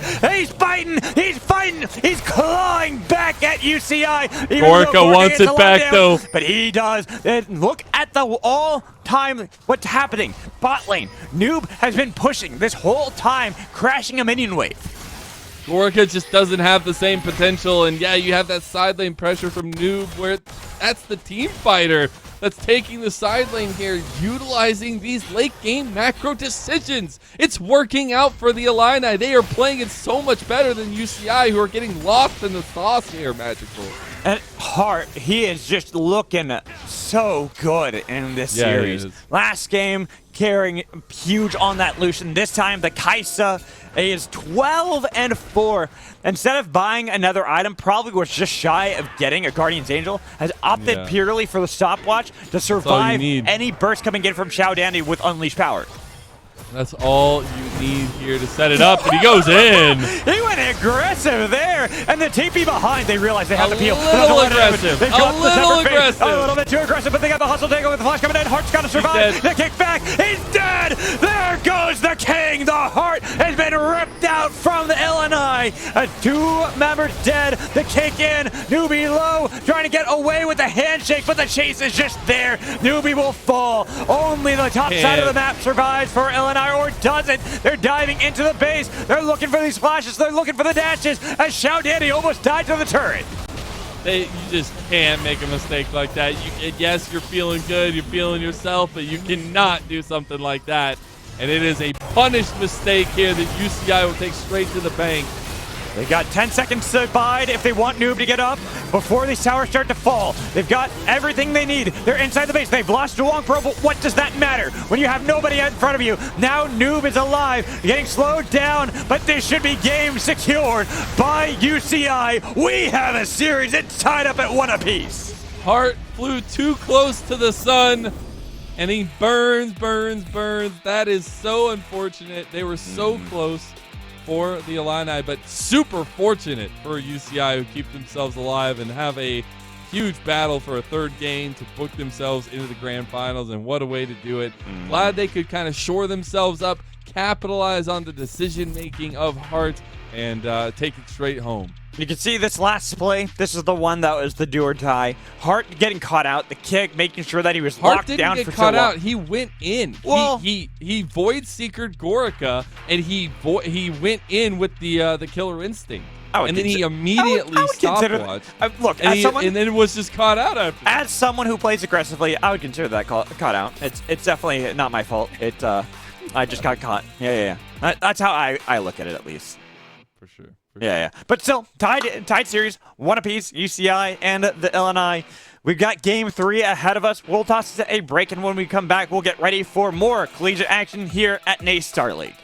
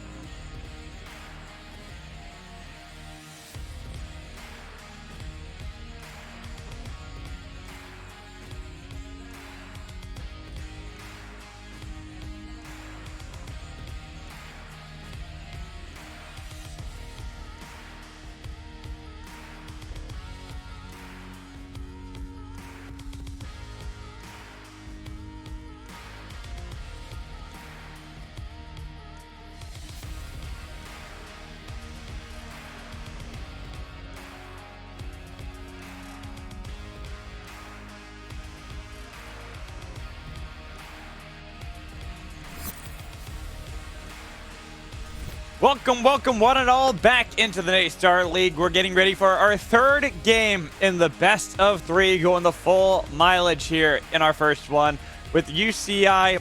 We're able to take game one pretty convincingly. There were a couple of hiccups because Hart on the other side, where he is now playing Kaisa again, was able to really show his force, but then I see a Draven now locked in for Gorka, the classic. I do really like the Kaisa Yumi combo, though. That's really, really scary. Also, the Hecarim coming out here for the Illini. But as you were pointing out, pretty scary composition themselves for UCI. They got the Kindred this time around. They have the Syndra again. They got the Draven, as you said, the Camille as well this time. And the swap up of sides will actually be really interesting to see going into this one. I still think the Amumu and the Draven, as you kind of rightfully pointed out, will be really difficult to deal with for the Illini in bottom lane, but that's where you can assuage it with some gank help, and especially trying to figure out where those power points are going to be early on for the Hecarim. Yeah, exactly. I'm really curious to see how the spot lane will unfold, because these first few levels, I would expect to see Gorka and Light Pulse play super aggressively. Honestly, they should be looking every moment for a play to try to see if they can catch out a Yumi and a Kaisa right out of the gate before you have to worry about eventually having that scaling. Just get out of control with the Yumi Hecarim. That right there is a huge danger that they have to face. Kaisa late game, Silas late game, even Aatrox, as long as he stays even, his late game is pretty oppressive.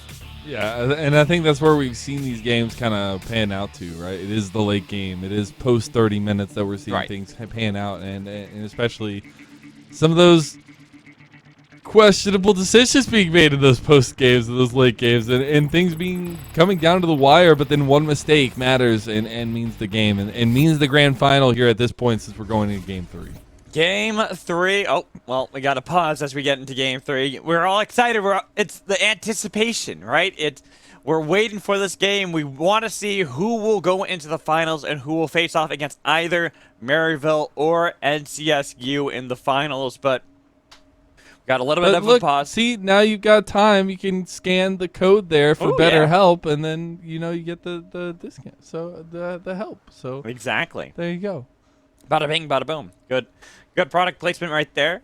But speaking of placement, I'm really still looking to see how UCI will combat against this composition that the LNI have drafted for themselves. Because even if I'm talking about late game, there's going to be a lot of power that UC will provide for themselves. You look at the other side, Kindred is going to be scary. If Gorka is able to land a couple of those kills early onto the gates and cash out immediately, he'll be frightening. Xiao Danny on Syndra, we've already seen how much of a terror that can be. I will say, though, primarily focused on Duo Pro and Gorka. Again, Gorka getting his comfort with the Draven, and then as well as the Kindred coming through for Duo Pro. I think these two can be super big in this one, especially the setup, but as well as if things don't go well in that bottom lane for UCI, things go pretty well in the late game for Illini. So there you go. Hey, it all rhymes together and it makes sense. And now they're all onto the Rift for game 1. Like I said before, don't be frightened by it all pausing. Don't be scared. Don't be scared. This is just sometimes what happens after players pause. For some reason, a couple seconds later, it'll pause again, and then we'll resume everything. This gives us enough time to kind of look and see where the pathing is for everyone, and it looks like nobody willing to take the risk. They don't risk it for the biscuit. Instead, they're all going to safety. We'll just get the line of scrimmage here across the board. Haven't seen one of those in a while. Boo, fight, level boo. Boo. Sometimes you got to do what you got to do, especially when grand finals for Star League is on the line here. Got to remember that. I mean, I get it for, the LNI. Last time, they kind of got punished early into the game by the passing ships that eventually met on the retreat. And so this time, they don't want to have that immediate out of the gates. They're playing with such a deficit they have to overcome. And even with Hart playing out of his mind, they just sadly weren't able to overcome that deficit. That is true. And I think that Hart's going to want that one back for sure. They were coming back into that game. But this could be a little bit spicy. Yeah, I'm looking at a possible late invade for UCI. They double ward. They just weren't that confident. Yep, there it is. Spotting him out immediately. Gets Akram. It's a good call, especially for Kindred. Kindred, it's funny. I remember talking with Blabber back when Blabber was still a part of the Academy and I worked at Cloud9. They were talking to me a lot about Kindred pathing.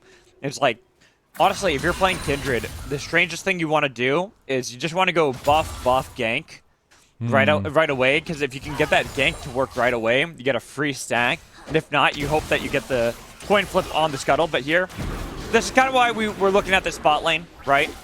Of how it's going to be difficult, especially with Light Pulse landing those bandage tosses over and over again. But that one maybe not. Yeah, maybe not.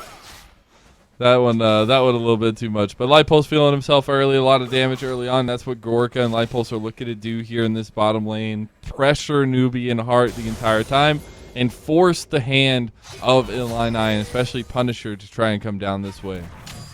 Yeah, and now I'm kind of seeing them wait for those Scuttle Crabs. We get a bit of an invade coming from the Punisher. Get a little bit of gold he knows that was taken away from him by Duong Pro.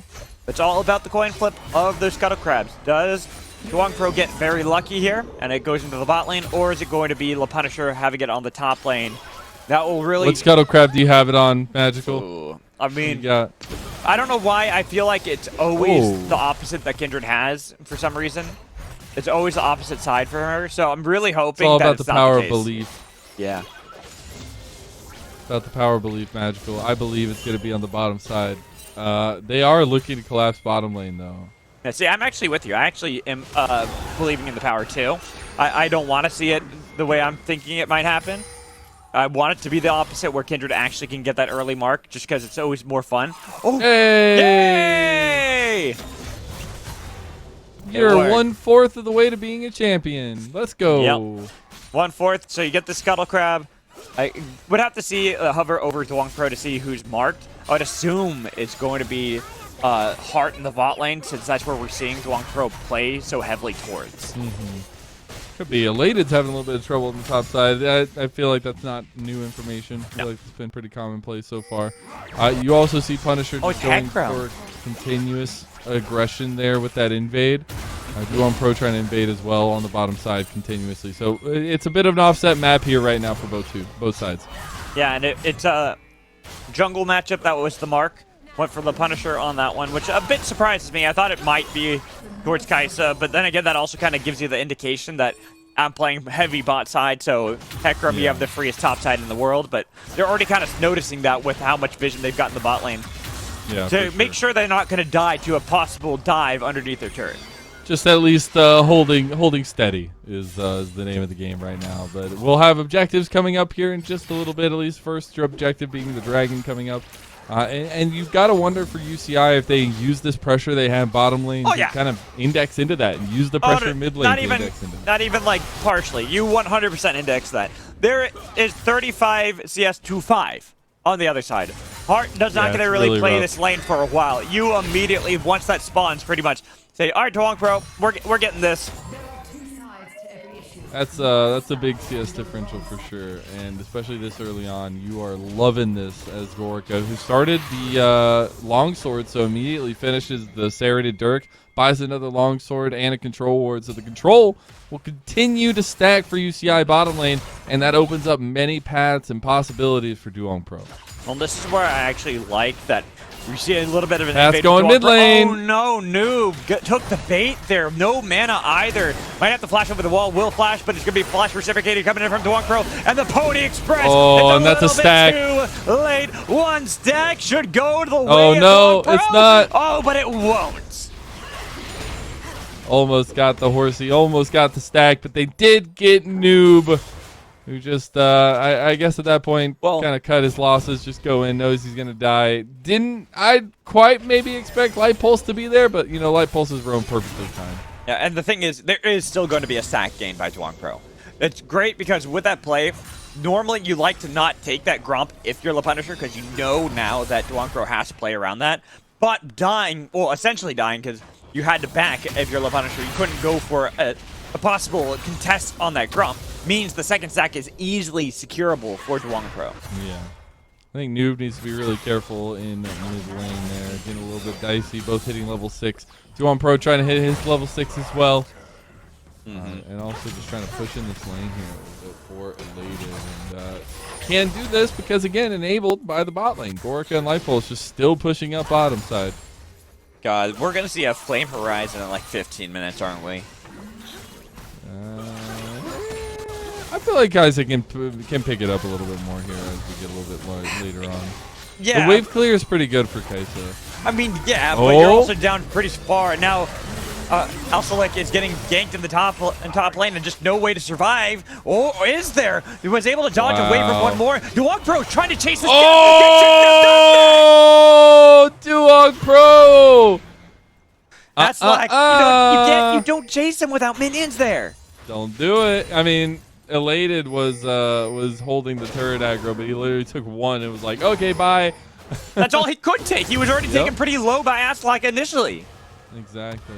Wow, what a game going on here back and forth early on. It's still bot lane looking really rough. Ooh, barely misses that bandage dodge. toss, yeah.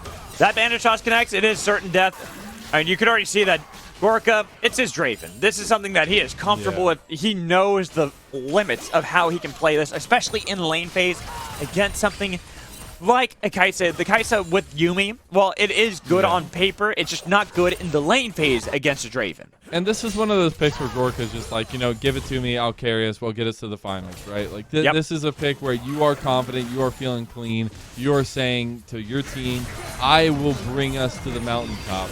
And we're already seeing a huge gap in bottom lane, which, again, has enabled Duong Pro to be as aggressive as he's being. It hasn't worked out so far, though, because of that overextension under the tower, but you see the possibilities, at least, as now we get into a space where double objectives are up. We have the Rift Herald and the Dragon, which will be respectively traded by the two squads. And Raptors with the mark on it was already taken by Le Punisher, so not going to be that third mark, only halfway to what a lot of people, including myself, deem Kindred as being finally being a champion. Which is also kind of why I like to see Kindred go aggressively for that level 3 gank, level 2, level 3, just to try to get those early marks right away. But now, instead, we'll be able to get Rift Herald. Same trade we've seen every game this series. They're going to pop it topside, too. Oh, you have Draven there? Of course you're going to pop it. Let's see, Asalak. Oh. All right. Oh, Heart. That's Heart's not who you want to run into. That's a flash, though. It's a flash burn. Pony's going to be nearby, but that's going to be the pop of the eye, I would assume, in the top lane. Even though you can see that Noob is reading this play, wants to show up underneath the shirt to save the life. World Ender pop, looking for the flank on the other side. There's so many people here. That's a lot of damage on Aspect, way too much damage on the other side. The pullback in with a chain. Should be able to get one. And Noob might be able to get two. The tower nearly gets him, but the Laughter Spite was able to save him. Whirling Depth is already gone, but you know Draven wants to flash in, and he twists him down. Yeah, Gorka is just vibing right now on this Draven, feeling so good, and it's working out for UCI as they are playing with their food a little bit, playing very, very aggressively, and that's a 2-0 Draven now pushing in the top side, still having the Rift Herald available, having plates on the board, and that'll be first tower as well. That is a double cash in for Draven. Sure, one's more important than the other, but you're getting a lot of gold now influx with that turret, with the plates gifted over to Gorka. Yeah. We got to look at that build and see what he builds just off that first recall. So I will say Heart's doing better at catching up a little bit, where we were happy about. 5 to 35 at the beginning is not very good, but here we are getting there. But it's about to be a third kill for Draven here. Or they just give it to Xiao Danny instead. Yeah, this is a snowball for UCI, and it's not something that the Illini really want to be a part of, and unfortunately it is. And this is their path to grand finals. They got to find their way out of this. They have done it before, but that's a Duskblade and a Vampiric Scepter and 2 Longswords completed for Gorka. Gorka is pretty much just saying, I am going to end this game quickly. Now. Win game now. No late game. Don't need it. We win the game in like 15, 20 minutes. Yep, that's what they were trying to attempt here, but can sometimes come back to bite them. Yeah, but this is also Gorka Draven. I'm just going to put that out there. Gorka Draven. It's also Xiao Danny feeling pretty good in the mid lane on this Syndra. We've seen Syndra be so strong. I mean, it's been picks or bans now since the update. And, yeah, the composition is coming alive for UCI to push them the distance. Like right there, you can see Silas wants to get rid of the minions, takes half his health for it, has to recall already. It's just going to be difficult throughout the lanes, and this is where we look at that scaling that we're talking about with the Illini. They have great scaling, you know. As the game gets further, they'll do fine, but they have to get through this mid-game monster that is UCI. It's the mid-game monster that can kind of go either way, right? We see the Punisher, though. Oh, they're looking for Life Pulse. That's going to be the Curse of the Sad Mummy on the other side. Life Pulse will be the first to fall, but they've got the cash in again! Ooh. They've got it all with a double kill for Gorka.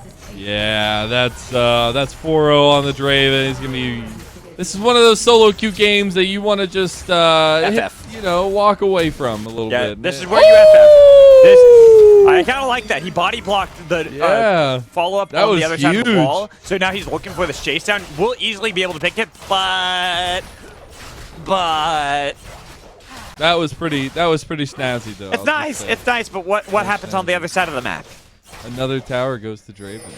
Yeah. Can we, if the observers can hear me, can we get the gold toggle? I just want to see how much gold. Noob's about to die here, just easily. Oh my god, he's got double the gold. Wow. Yeah, that's kind of what I figured. Oh, make it more because he's 1x, 2x, 3x, 4x. That's unfortunate. All right, well now we're just counting axes until the game is over, I guess. Yeah, pretty much. Anytime you auto attack someone, we're just gonna count how many axes it takes. He's got what was that? 8,000 gold? Yeah. Something. It was like 7,400, but well, after now and then another kill. Yeah. Yeah. And we're 13 minutes into the game. And ooh, nice dodge there. Nice knock back on the Duan throw, but he should have Lance Fight this time around. We'll pop that to stay healthy. As Aslak wants to dive in, wants to look for the play further, but was a little too. The rest of the team was a little too tepid, and now Garca 2. 1, 2, 3, 4, baby, for the double kill. My goodness, man. Gorka is just on fire right now. Gorka Draven. They're gonna wish they banned it away. Yep. At that point, how many people can you ban? Well, there's a reason why I've been saying, okay, if you're gonna ban something, ban away Gorka's Draven. And why I was surprised we didn't see it earlier in this series. Yeah. Because this is how good he is at this champion. It is 14 minutes in the game. The plates are just falling, and it's nearly a 10k gold lead for UCI. Very true. And the thing is, it gets worse because objectives are going to be coming back up on the recycle. You've got the Dragon now going down actually over to UCI as well. And with Rift Herald coming up now, they'll just have so much strength on the map. And that means that the Illini really are scrapping what they can get. The straws, they just don't have them within range in order to even do anything with them. I don't think there's much that can be said. I mean, unless you get those late game team fights or like catch-outs that you had in the other two games, but that's not going to exist in this game. No. And okay, the world I see is Gorka's in a similar position that Hart was last game, where he is the carry, he has the gold. He gets caught, things don't go as well. And that's how Illini are here in the first place. That's how they lost game 2. They were in a great position to kind of turn back the game, but then Hart got caught. And Gorka needs to not have that happen. Well, right there, look at that damage he does with the cleanse to make sure he survives. Here comes the Pony Express, trying to charge, but nice use of the Curse of the Sad Mummy.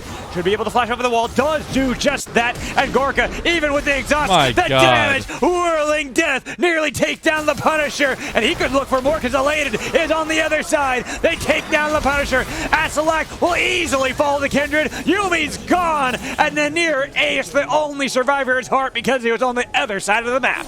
You see, Magical, the thing is, though, the difference maker is that Gorka has a shield around him. And that shield is made of money. Money. And it's looking real thick. That's a real thick shield. He's looking like a dragon with how much gold he has around him. Yeah, he really is. It's the dragon's lair here around Gorka, just walking around.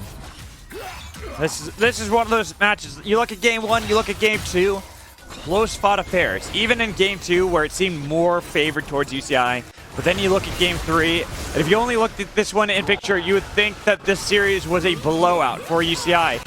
As Xiao Danny looked to execute and nearly does the heal from Yuumi. Was able to keep him alive so they could get the kill, while on the other side, we saw that Elated was able to get a solo kill on his Hylas.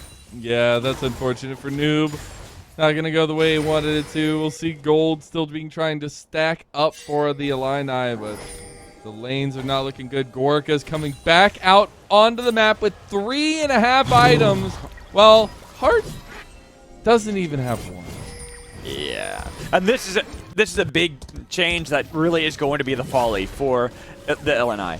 The past 2 games, it was close because Hart was able to do well enough in the lane that it came to mid game. He was able to perfectly position even for the this tower fight. doesn't even have the resistance to do anything about it. Exactly. And so in this game, with Gorka having such a lead over Hart, who was the heart and soul of the last 2 games for the LNI, it is going to be rough. They have to not catch Gorka once, not twice, but like 3 or 4 times in order to get back into this game. Going in. They're going for it. They're throwing. Look at that damage on the Punisher. My sure, they God. traded the support for the jungler, but they lost. Oh my top God, and it's jungle for it. Gatao! And then you got the damage from Draven that nobody can stand tall against him. He's just half health newbie with 1 axe. I That fear poor this little game, kitty cat. I fear this game is about to come to an end rather soon, even with low death timers. Sub 20 minutes. I mean, we saw this happen last week, not last week, on Tuesday, and we're about to see UCI in a close match where it was up to match point.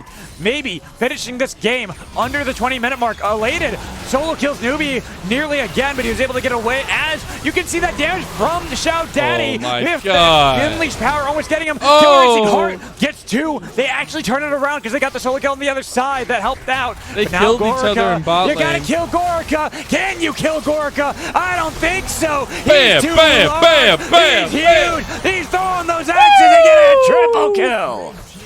My goodness, Gorka. Go ahead and take a round of applause. 13-0-7. The Draven Under comes out to 19 the minutes. applause of the crowd. That's got to be it. Wait, no, come on. It's You're the in are game, you right? not You're in the game, entertained? right? Are you not entertained? Gorka has 13 kills and Oh 1, my 2, God. 3, 4, 5 takes down Punisher and nearly does the same to Noob, but will finish the GG. game. What a fast way to end this series that was so close beforehand. We had like 40-plus minute games, and then we just get the last game 20 minutes? Okay, cool. Thanks. It wasn't even 20. UCI. It was 19 minutes. My God. What a series. What a game. What a way for UCI to book their ticket in the grand finals here. Represent. Yeah, Zot, baby. Zot. Never doubted them for 1 second, even though it was definitely looking a little rough in games 1 and 2. Just looking at the damage that Gorka was doing here, he is so strong at this point. It all started from that bottom lane as well, but the execution is what mattered. UCI came out with the execution. There was no comeback potential, no matter how hard the Illini tried. And here we have it. Yeah, 2-1 victory for UCI, the LNI. They should feel proud of themselves, even if it was a fast last game that they lost. They were able to take UCI, a team that had been undefeated, at least in series up until this point, to Game 3, nearly booking themselves a ticket to the finals. They got all the way to the semifinals for a roster that is very new to the organization. That is massive props out to them. Yeah, it absolutely is. I think you can look at a lot of things in this series and say both sides right. It grew a lot, I feel like, in just a short best of 3. But especially going forward, the momentum from that last game for UCI will carry them forward into the finals. And I think that's super important to look at, especially the way that they did it. With some of the questionable things happening game 1 and 2, the fact they were able to clean it up, come out with a 19-whatever-minute victory in the way that they did, and kind of show out through one of the stars that we had talked about from the beginning of the day, Duong Pro and Gorka, but Gorka specifically in this last game. Incredible stuff. I mean, there's a reason why his Draven is considered GOATed, right? Very It true. was Very true. 14 kills, I think he had in that game. 0 deaths. Absolutely popping off. But that bot lane was unplayable for Hart and Newbie. There's really nothing they could do against the Draven. But you can see some of the mechanics from Hart still. I will hold that Hart is a standout from that. Oh, no, he did well, but it's just... Pales in draft. comparison to Gorka's Well, Draven. It's also that draft. The Kaisa Yuumi into something that is proactive and kill as a Draven Amumu lane, there's really not much you can hope for. Yeah, there is not much. And I don't think, especially with the comp that they had, there was no real support to be had. Even from the Sylas in mid lane, I don't think there was much to be had coming down towards bottom lane. And once the floodgates open, it's there's no coming back. No. And with that, 2-1 victory for UCI. We're just waiting on whether or not we're going to have an interview for today with UCI. So give us just a little bit of time as we get that all squared away. But, I mean, now we can kind of look towards the future and look towards the grand finals for UCI and what we expect, because we've seen both the highs and the lows for them in just this one series. We've seen how dominant they can be. I feel like there were a lot more highs than lows. They definitely earned like the favorite status in this best of, but then they were making really bad decisions in game 1, game 2, especially in the late parts of the game. So that's what I say, the highs and the lows. Yeah, it's like a roller coaster ride. And that's what we love in collegiate. But in all actuality, right, that is something to watch out for going into the finals. And especially, like, how they can shore that up is a great question. Maybe look at the draft. I mean, it was an Elise in game number 1. Maybe that threw you for a loop. But it's, yeah, something to look at. Yeah, so I heard something about the interview, but I got cut off from production. So if we have the interview... We have the interview ready. Perfect. Let's go. Let's get our interview with the victorious UCI. Congratulations there, Xiao Danny, on your victory. I gotta say, it was a rough one in those first 2 games. So, tell us what happened. What was going through your guys' mind during those? So I feel like in game 1, we were able to secure like early game leads, but I think we struggled when we tried to pull Baron. Our positioning wasn't like as good as it needed to be, so we kind of struggled to kind of snowball the game, but we sort of fixed that in game 2 and 3, so it made it much easier.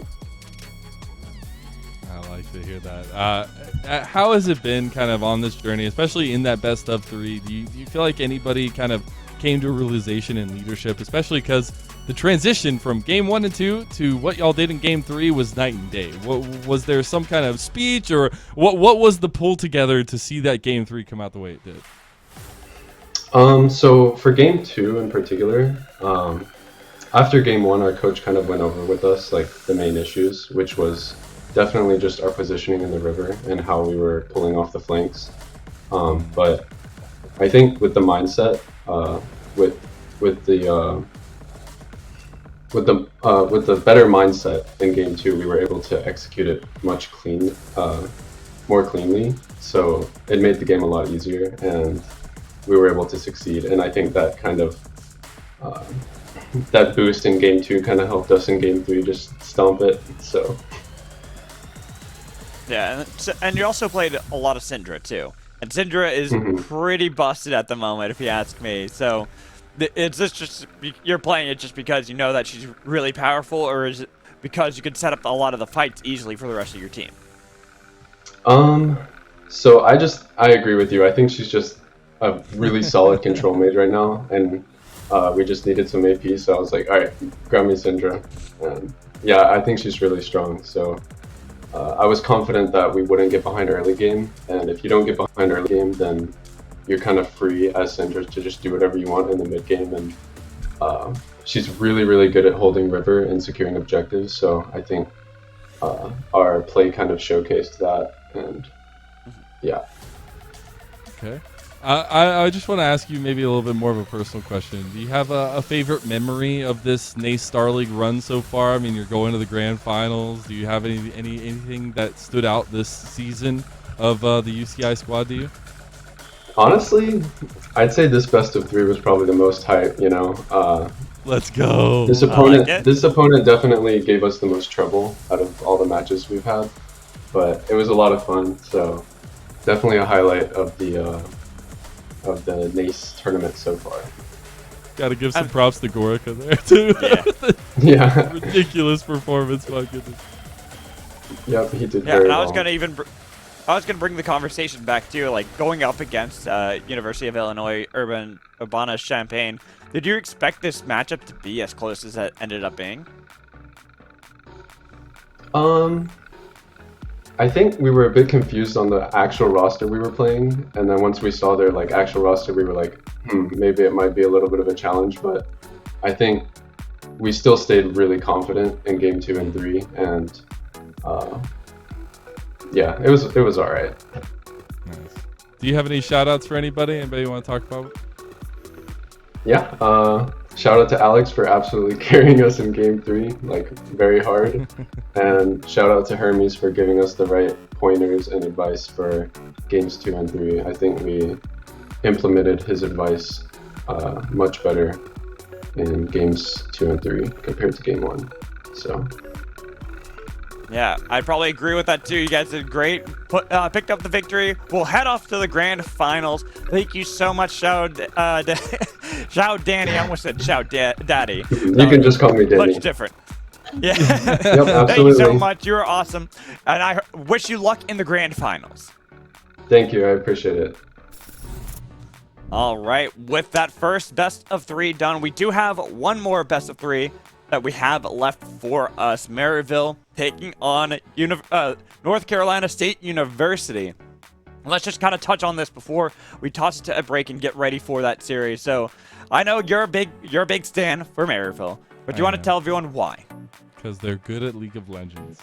And Not I'm a because fan their of the program? best League of Legends. No, it is because their program. I mean, they've always been a standout in terms of collegiate development, the collegiate pipeline, bringing players through into the fold and giving them a platform to be seen and be a part of. So I think it's super important. And I think Maryville will be a favorite going into this matchup against North Carolina State University. Last time we saw them on Tuesday, they played a 19-minute game and a sub-25-minute game. And they were both smashes. So it's definitely about how they will attack this, at least for North Carolina. Right, and going up against Maryville, for any collegiate program, it's pretty much the David versus Goliath. You're going to have a lot of room to grow, and you're going to have to topple a giant. But we'll find out whether or not that's going to be possible here after a break.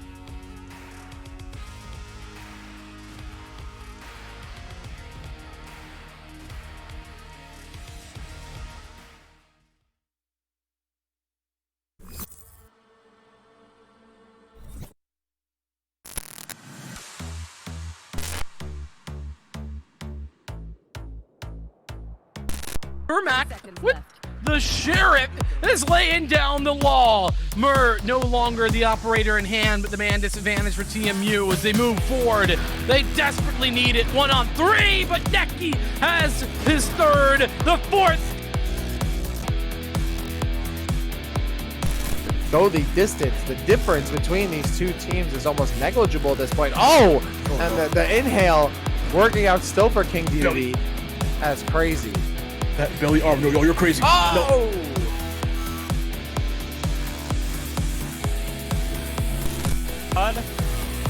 Horn, when are they going to call it? Looking for the drug line, did not connect it. Instead of getting a little bit of damage with the knockup coming in from Volte. They're underneath the tower. It's taking forever. They've got a lot of damage on the cannons, and that's going to be a 4-man knockup from Volte. The ADC turned top laner, but clean near ace. Nice kill with the finger guns. Benji's not going to give that opportunity to peek. However, they have to be quick. Have to make the commitment, not expecting it from mid. Benji has to jump down. Oh my god, Ponder with the 4K saves it with the finger guns. As well, the card's finally starting to push up. It takes a while to get out of that initial garage. Here comes the Kitsune rush, going to be countered by an amplification matrix, but Sweet doing a good job pushing everybody back from it. They get Emerin the opportunity to use their blade to great effect and find a team kill.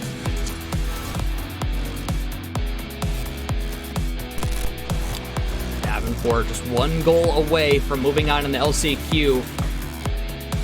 No CU. Oh, one no! goal away. There it is. Shane, another flip reset, wins the sweep in favor of Davenport. Look at this. That was classy as ever from Shane.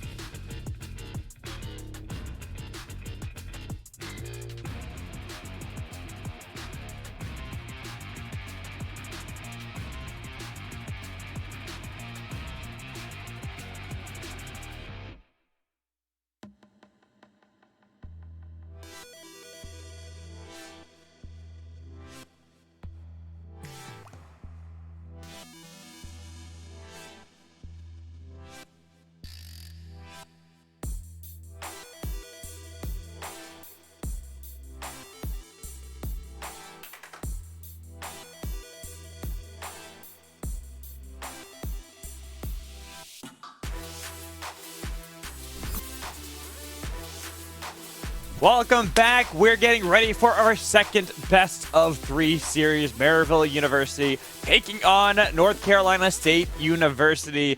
And we look at this one. We have another undefeated team in series, Maryville, a team we saw on Tuesday absolutely dominate against George Mason University. When you have the other side, they're challengers here in the semifinals, a team that we haven't seen really dominate in the collegiate sphere for many years now. North Carolina State University finally making their resurgence. Indeed, we're looking at some of the rosters now. You see Niles, Otto Orange, JPAs, Terry, Jerry, Shady, all having great performances. Last time around, I feel like Shady and APA obvious standouts. You had a lot of strength in the top lane jungle matchup as well. But for NCSU, obviously a little bit of a tall tale there as well. Obviously know the Maryville players a little bit more there. But for NCSU, would be a huge moment to try to upset them, make a way to the grand final. Exactly. Like, what a way to get to the finals too, taking down the top team in collegiate at the moment that always is on everyone's breath when they talk about collegiate. As you get to take a look at the draft coming in for both teams, and ooh, I'm looking at this. There's the action for North Carolina, love it. We get the Belveth here for Otto Orange. The only thing I'm looking at that kind of is interesting to me is how does Karma and Action play into a Caitlyn Lux lane? It doesn't look like it's going to go too well. But, hey, you never know. Obviously, I'm not an analyst, so I don't know these things. But Caitlyn Lux, we saw them pop off with this combo on Tuesday.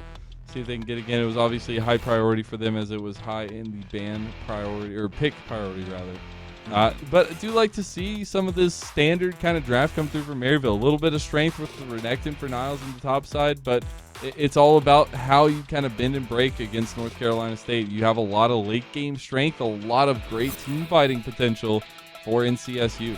Yeah, you do. I kind of like that about their roster. The thing is, we saw Tuesday. I keep bringing this up because Maryville, in both games against George Mason, both games could have been under 20 minutes. Had it not been for Maryville wanting to pad the KDAs in one of them, and even padding the KDAs in the 19-minute game, that was probably more close to an 18-minute game. It would have been both games under 20. And so here, they have champs that are really good in their lanes. You got the Renekton top lane. You have Caitlyn Lux bot lane. That is another powerful duo to have to face off against. There's just a lot that I look towards this game one. I look towards this first bout in our best of 3 in the semifinals to see who will meet up with UCI in the NA-Star League Grand Finals. And I already see, wow, look at that. Oh, also, looks like we are. It is Maryville Black. I was right. You were right. I was right. Oh my goodness, I've been baited. We've been jebaited. Right. So, the entire roster is wrong from the graphic. It's BCL the top lane. It's Kind, I believe. No. Iconic is Pistol Pete, right? Yep. Iconic. And then Get Back, Lobos, Zyko. All coming in. Nice dodge there from Psycho. Getting away from that Inner Flame Mantra Q. Was able to easily dodge away from that, but now that little endeavor by the Maryville Black team pretty much just go on the wayside. They're like, yeah, you know what? Nothing ventured, nothing gained. They didn't really have to worry about anything. They didn't lose anything. They just made friends along the way. Very true. We'll get same side starts for both junglers on the top sides of the map, so definitely a lot of presence going to be swinging down towards bot lane. No pun intended for the action. Now, I like that. Now, look at Axon. Look at Jast. Swing, because it's infinite now. It's infinite. Yeah. Whee! Whee! Hey, it's the pretend. It's the ultimate pretend leash. Whee! Honestly, that's my favorite change they made to Axon, is just making that spin infinite. They're still going too. The wave is done. They did very long. This is a beautiful bait. I love this because you can even see that Lobos and Zyko are like, okay, it's definitely a bot lane blue start for Gonfon. We know that he's got to be around the bot side of the map, so they can play aggressively. You're going to see Lobos and Zyko try to be abusive, look for the shove in, thinking there's no danger. And little do they know that Gonfon is going to show up there and make them be begone.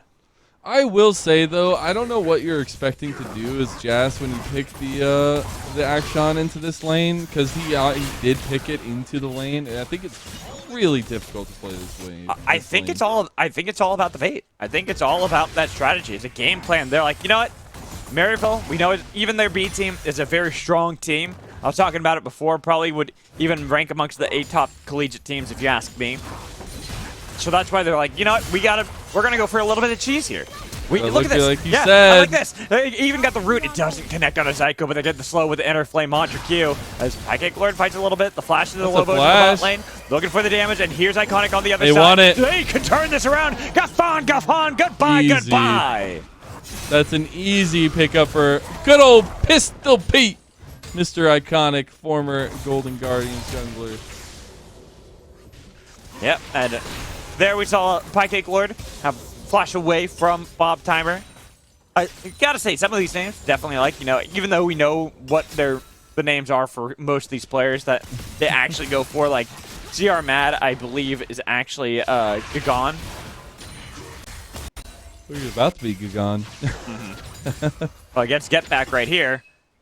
Get Back is a player we've also seen around in the collegiate circle for some time. Ooh. But that was a nice The trap. finding onto Redokun, but they look for Zyko. He can't Maybe get him. Jess Okay. was able to get it. He got one as Gaffon has to flash away. Nice knock up. And nice scatter the week 2 to secure the kill. Yo, it's just rinse and repeat, feels like from Tuesday, but a different squad. They just got masks on and they just put it on. It's called the Maryville Saints. And they are putting it on here. This is a great advantage. 2,000 gold in the lead at 4 minutes. 4 minutes in the game. You gotta love that kind of lead, especially when you look at how it's nearly allocated across the board. It's not like it's just one player vastly far ahead. Every one of their players has a kill or kill credit where they've been a part of something. So they get a little bit of influx. You've got the recalls already for Iconic. You've already got the recalls coming in for Zyko too to spend some of that gold. And look to really bully around these matchups.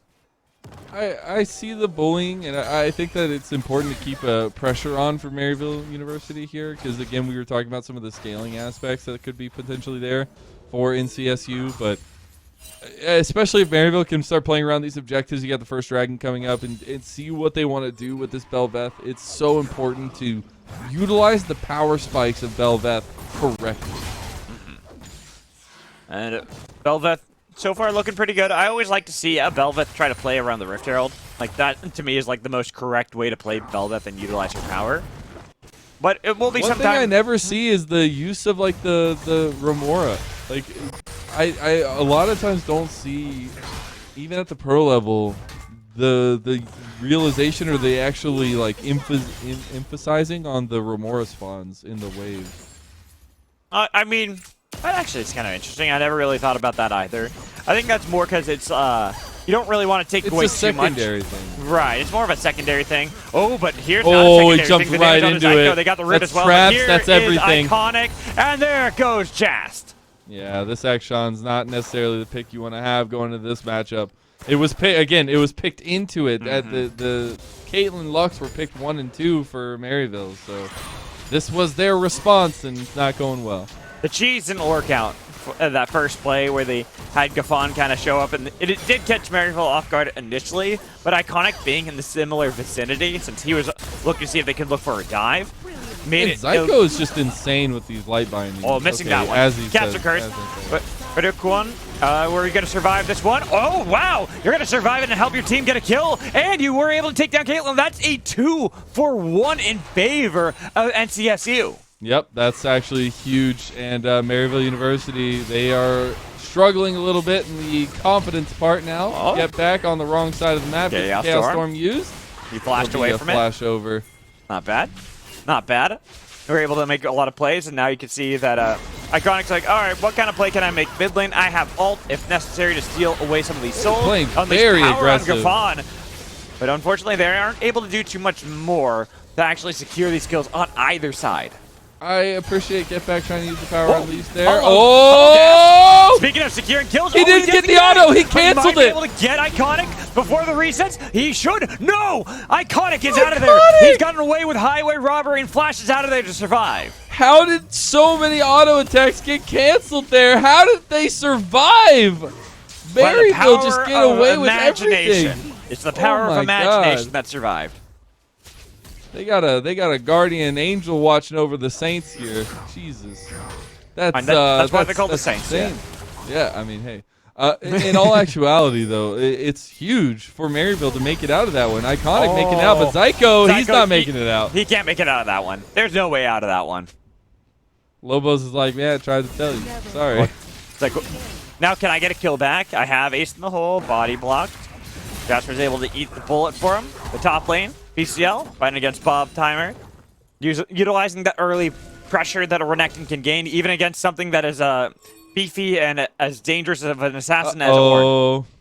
Oh, he will get spotted out. Yeah. Oh, wait a minute. They flashed Lobo, forward. that's They're really looking rough. For this. Is it rough? Is it rough? Oh! I was thinking the other way around. I was worried for He's got the NCSU there. Yeah, that's really rough. It doesn't get into the bush just in time. The auto attack goes through, and Chasta 2-2 now. Yeah, I was not. It was the whole. You're not locked in here with me. No, you're not locked in here with me. I'm locked in here with you. Kind of mentality, or whatever it is. You know what I'm talking about. What's that meme? Why can't I remember the movie now? The Watchmen. The Watchmen. The Watchmen. It's the Watchmen. Interesting. Get back gonna play pretty aggressively up here to try and set up Iconic. Well, Zyko's there. Nice flash away. Chaos Storm! Chaos Storm, but nice use of Unleashed Power. That was huge. Get back gets the kill as well. 1-0-2. The Syndra's looking really good. Ganfan just going for the farming aspect here, but he's down like 20 CS on Iconic. He's definitely struggling here in this matchup. 0-3. Already have the Blade of the Rune King completed for Iconic into this matchup. The two carries are going to be the kind of pseudo marksman if you count Iconic on Velvet as one, or you count Caitlyn. You hate to see it. Bob Timer, Miss Timer. Well, he was also rooted by the light binding. Yep. Man, Bob Timer, Miss Timer. Hate to see it. Is it miss timing when you can't move? Yes. I don't think that's a miss time. I think Rift Herald is picked up for Iconic going towards top side and constantly fighting. That's full evolve. This is dangerous territory. You can already tell that Gavon's are struggling there against Iconic. And they could even stop it if they want to. Zyko might be caught out briefly here with the gravity well. It will be one kill here, but look at Bob Timer. Iconic watch this one. He's like, gimme. Mine. All right, another Void Core will go down to get the Rift Herald as well. That'll be first tower complete here for Maryville University, who soar off the back of the wings of a manta ray into a very strong lead right now. I mean, 6,000 gold in the lead, and they're looking at tier 2 tower. There's no response. Nobody came up here. No, but we're looking mid lane right now as Gagon fighting against Get Back, taking a laser. No Unleashed Power used. The Chaos Storm wasn't able to brew. 2 towers fall in the top lane. Things looking Maryville sided. Yeah, I mean, that's already Blade of the Rune King, and that was before everything happened in the top side. Now it's a Cinder. Oh my goodness, steel caps as well. Wait, that's a Bomby Cinder? Yeah, I mean, that's... There's some serious strength going on for Iconic right now, but let's look in mid lane, Get Back. Oh, Root looking for Get Back. He just might get soloed out. Almost turns it around. But this is why I like Karma. Yeah, a lot of shields, a lot of sustain, but you see Lobos getting the bottom side. That's 2 towers now going down, and a lot of gold given over to Maryville University. Now we see Jazz. Jazz didn't realize. He didn't realize. He's looking for the damage, but Zyko is able to body block. Now Ace. He's got a snipe too. Never crossed the streams. I love that though. Jazz tried to get the quick double shot onto Lobos with the ulti through Zyko, but unfortunately unable to do it and goes down anyways. Yeah, falls there. A nice attempt there at the 1v2, but now we're just seeing that this gold lead with a dragon secured by Maryville. We're 12 minutes into the game. It is over 7,000 gold separating the two teams. I gotta applaud the scrappiness from NCSU, but it's not really netting them any kind of gold advantage back. It isn't, and I think that's something to be said.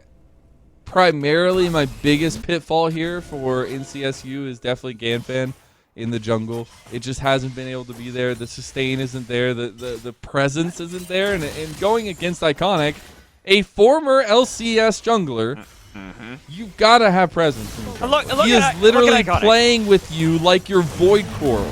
Yeah, he's just like, I have advantage. Oh, here's the call. Of course, got flashed away, not actually connecting with the Gravity World, getting the stun onto Lobos. But a laser pointer doing no damage while they get the root onto Pistol Pete. Iconic making it out.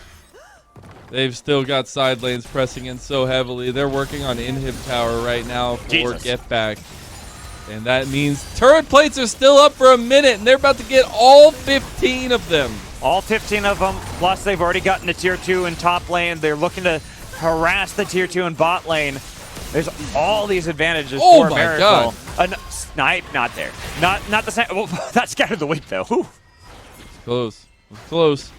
I'm not gonna find it just yet, but that outer tower at least is the primary focus right now. Get back getting caught out though. Gotta get back. No. Power, not enough, but they didn't get the kill. Oh, collateral damage. Gafan almost got it. There's another tier 2 tower helped in the bot lane though, as things are falling apart around NCSU. Yeah, Gonfon nearly. It was so close, inches, pixels away from getting that snipe on a Get Back. It was very close. Get Back's playing with a lot of aggression here, I will say. Finds himself in some interesting positions, but all in all, I think it's okay because you are in a very advantageous position, and I think that's mighty fine. 9,000 golden lead for Maryville University. They're going to be getting back onto the map, going back, at least having completed some items. Looks like actually Iconic's going to stay. I think he's just going to wait for the full completed next item. We got the collector completed for Lobos now as well. So another big moment. Just like, yeah, you know what? I'm going to get an assist here. That's all yours, Get Back. I just wanted to be around in the vicinity to say I helped. I do want to see what Iconic builds. Especially because we saw just last series, Diana going for the Sunfire. I'd expect the Sunfire here too for Iconic, but it's still more surprising to see that more tanky route coming in for Belveth here. Observers, can you toggle the gold right now? How much gold is Iconic walking around with? He's walking around with 2,000 He's got double Gonfons. My God, he's got half Gonfon's gold in his pocket right now. Gonfon just, that's rough. All right, there we go. He just completed the button. Yep, there we go. There we go. Oh! Frostfire Gauntlet, let's go. Oh, actually, I like that better than the Sunfire that I was kind of hinting at. This one, I think, works much better. I like the Hearthbound Axe on top of it, too. It's just the fact that you're going to be able to slow people within that range around you if you get the stun, too. It's just, there's so much that I like with this. I think it'll work really well, especially with the lead they have. It's going to be easily executable, and now we get the Baron, sorry, not Baron, second Rift Herald on the table here. It feels like we're at the Baron place already. It feels like we're at the Baron. Even with that right there, trying to utilize the Call of the Forge God, it didn't allow them to get in range because Psycho, before that even happened, threw out the Light Binding and the Prism and was like, yeah, you can't get here. It is now 16 minutes on the dot, and we got our second Rift Herald taken by Maryville University. They'll be pushing into this mid lane, I'm sure. There's another Void Coral pushed up. Actually, they're looking to get inhibs. They want to unlock the top side inhib here and break down the base of North Carolina State. Well, the roughest thing, too, fully evolved Belveth. Hello, Gonfon, and goodbye, Gonfon. Wow, that's a big old Manta Ray. Yeah, Manta Ray thick right now. Double knockup, though, from Bob Timer. Nearly helps him out, but just that damage right now unleashed. 16.5 minutes into the game. We're seeing inhibitor turrets already being cracked. Shelly being popped. They are looking to see if they can win faster than Maryville's main team won on Tuesday. Yeah, I mean, they are really setting the pace here in this best of. They get the inhib tower here. Shelly's going to continue. Zyko gets killed. That's a reset. That was a nice play from him. But look at what they're trying to do on the other side. Gasp will be taken out. Nice cut of the week. And the damage from Lobos, but he doesn't get the last headshot auto. Instead, they just wait out. He did. He killed him. He did get him. Oh, man. The collector picked it up. That's huge. They just wanted to get the towers here, but they're just getting kills left and right. Knockup comes through, and here we go. Yeah, why not get all the kills you can inside the base? Just continue to feed Iconic. My God, look at the Void Remora. It's what I wanted. Oh, okay, so they did lose Lobos, which is why they're now resetting. They're getting out of there like, okay. Oh, but looks like NCSU aren't just going to let them. They're going to say, all right, you played greedy. We're looking to see if we can chase you down. You still got to be careful because right now, Pistol Pete, Iconic, he is ready to fire at will. Let's see Bob Timer try to sneak up here. Iconic wants to take a 1v3 maybe. Nice dodge, nice dodge. I don't think he wants to. He's just looking to see if he can can the catch out. Hey, you look double kill, and even if they lose, PCL on the top side of the map, they have Iconic hunting down, looking for the kill. Nice flash comes in from Goon, looking for get back with the shield. Will keep him alive. And look at Iconic. He's like, run. It makes it more exciting. They're not running, so I'm just going to poke you to death with my little stingers. Yeah, I think Jas knew what was coming there. Didn't even try to run. Just watched as the Void overtook his eyes and turned him all purple. I will say up here on the top side, though, little close. A little. Oh, here goes Iconic. Well, I was about to say, Iconic just is like, no, we end game. We want to get 18.5-minute game. Okay, maybe a kill, maybe one more kill, and then we end the game. Just one more kill, right? Yeah. Or maybe a second one. I see Graves. Zyko got it. Yeah, Zyko got it, but I'm just looking at Iconic right now. I'm like, Iconic's like, do I end the game or do I get the kills? Do I end the game or do I get the kills? Do I end the game or do I get the kills? That's really, look at him. He's like, I can end. Por qué no los dos, Magical? Por qué no los dos? He just wants the game. He wants kills. Oh, double kill though. Getting that one. Iconic, 12 kills to his name. He'll be happy with that. What a statement game from Maryville University. Yet again, it feels like we're saying that every time we see them take to the Rift, but this one was the best game of the day so far. And UCI, Gorka might have had an unkill performance in that last game, but they struggled through that best of three. And Maryville, they aren't struggling.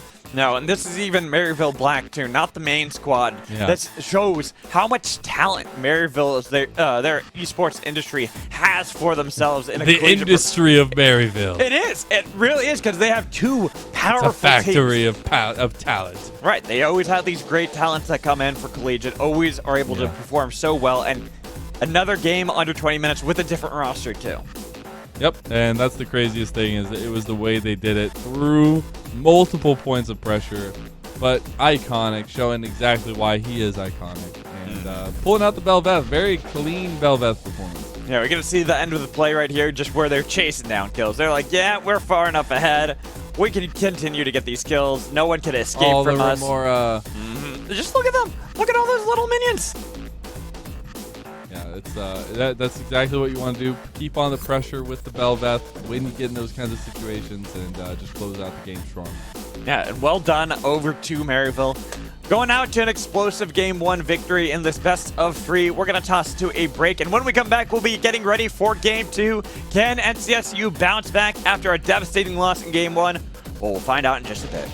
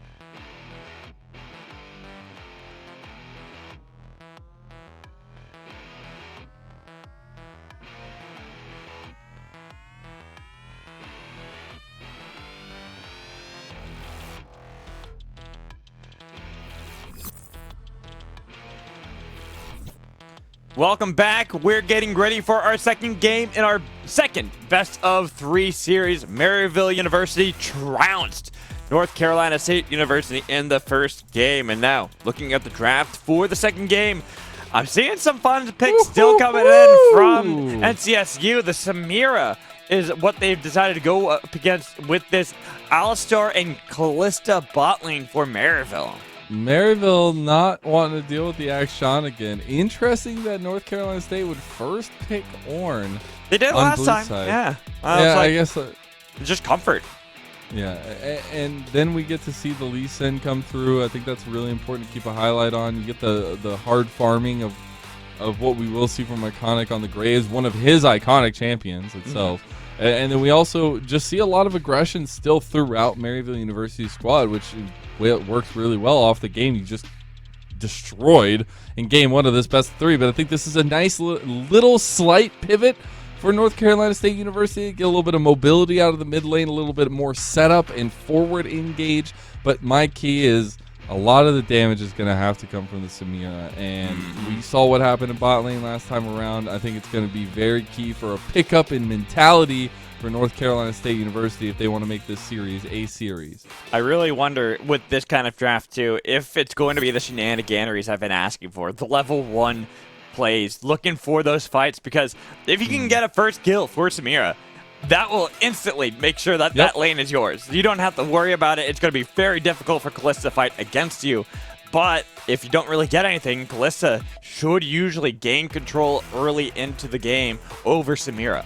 And also with the way that kind of the Caitlyn Lux played last game, it was a lot of aggression, which you can play really well with an Alistar and Callista. Right. And I think a lot of that setup is going to be around where we see Iconic go. Is he going to primarily look towards bot lane? That's going to be a lot of the question. But again, it stems from the jungle into the lanes. Where do we see the teams focus, and how do we see North Carolina State University get back into the series? Maryville are the team looking for the shenanigans. I mean, their comp is ridiculous level 1. It is. That's why I wanted to see it on the other foot, because I think if you can get Samira ahead, if you can utilize some of that lockdown control, it will be nice. But Jast has no idea. They both went over the wall, and they spotted him out. They're like, I think there's some sussery going on. He should have, well, with the line of scrimmage not being spotted out at all. Like, look at where we see Gagan playing right now. Oh, already my moving. God, no. But they don't realize this. No! No! You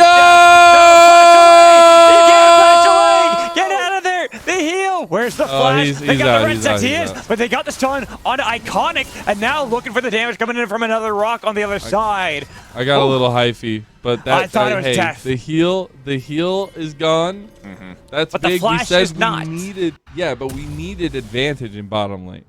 Yeah, but North Carolina. We wanted that to be North Carolina, and without that, with losing that heal, granted the heal is a pretty low cooldown, so it's not like burning the flash. You'll have that up relatively soon, in a couple minutes, but you could tell that Maryville aren't relenting, putting boards Give any deep. advantage to this bot lane for Maryville though, and they will threaten you. I mean, it's an ignite on Alistar. It's phase rush. You got a lot of damage coming through with the lethal tempo of Lobos on the Callista, and especially with a little bit of a hover, I think they could do a lot.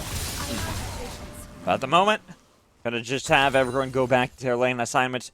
Jast and Ridicun are gonna struggle a little bit in the spot lane. Not really going to look to play aggressively because, as you said, any small advantage Lobos and Zyko are going to utilize to the fullest, and they've gained control. Probably should get the level 2 experience lead too. Should at least, I think. Yeah. Oh. Yeah, just barely out of range. Level 2. At least, but yeah, it's just gonna be opposite side pathing for both junglers, and I think we'll see. Obviously, Iconic with this pick is okay with letting things go and kind of just farming up and letting his lanes do their thing. He's got very strong lanes in their own rights, right? Self-sufficient, and I think that's super important to highlight for Maryville. I do too, and I kind of am looking at how they can play in these side lanes, and where we'll see Iconic, if he actually even looks for anything early into the game. Well, I think it's more so on Ganfan, right? Like, Iconic's going to be fine farming. Well, that's the thing. It's like, I always just like seeing a Graves play aggressively against Lee Sin to say, you're not allowed to play this game. True. Like, you're not going to have fun. All I have to do is successfully gank once, and it's over, and now you're gone. Oh Oh! no! First blooded. It will be a trade back, but no experience given over to Gonfon. Solo bolo. Double solo bolos. Let's go. And then now we replace the mid laners with the junglers in mid, and then TPs come out. Oh, but look at Iconic. He's chasing down Gonfon. He he was looking for the play, and since they're both on the same side of the map, should be the Skull Crab going over to Iconic, getting more leads for him, even if he's slightly down at the moment in the experience to Gonfon. It's not like it's going to last forever. Jast is having a really rough time in bot lane, though. The CS differential is starting to build up. The waves crashing constantly. It doesn't really give them any room to breathe. Oh, and no, Get not Back again. is getting the better of mid lane. Flash Oh, in too, but he will survive with the flash out of that one, just barely getting away from the end of the line coming in from Iconic. Oh, But there we nice go. cancel. Nice cancel there from Zyko. Still gets stunned up, and now this could be big. With the Oh knockback my coming in God. onto Jess. Jess wants that kill, but they're going to give it to Gonfon anyways. Lobos. Oh, trying to turn it Lobos. back. They've got Wrong the way. Gonfon still chasing it, looking for it. Double kill, even if Oh. it's traded back. They got 2 kills for Lee Sin. yeah, 2-0 Lisa, and you'll take that all day. I don't know if Lobos wanted to go back in. He thought maybe he could get Jast, but didn't. Get Back. Get back, watch this. He's totally looking for the dive. He was And just he'll- waiting. Yeah, he was like, I gotta wait for my cooldowns. It's okay. I know you're gonna use all this stuff to try to get away from me, and I don't care. Shout out to Get Back. OS player coming over. Playing for Maryville University as well. Had played a little bit on their starting roster, but has been playing on the Black Squad for a little while. And I really just got to shout out this guy. I mean, he's a huge hard worker, and I wonder and look at what his aggressive play / his commanding style out of mid lane is, right? When I talked to this guy last time, and it's been a little while, a couple of years now, but at least whenever I was speaking to him, he was really big about having a duality of play style. Having one play style where he can play aggressive, he can play from the mid lane, but what he wanted to work on most was communication and leading out of the mid lane. Oh, no.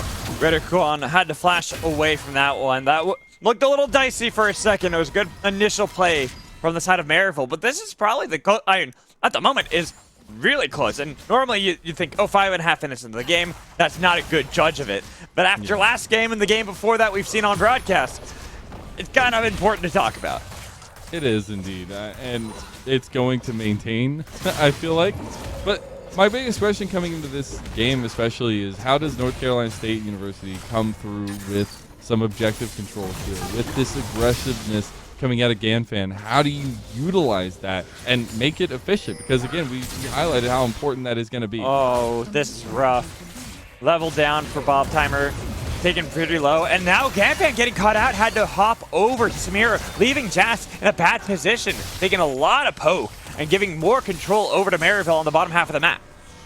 ECL almost just solo killing Bob Timer. Yeah, things not going well in the lanes. There's been a little bit of aggression and overextension from Maryville University, and that's what's netted North Carolina State University some of their kills. But here right now, Maryville are just smashing their lanes.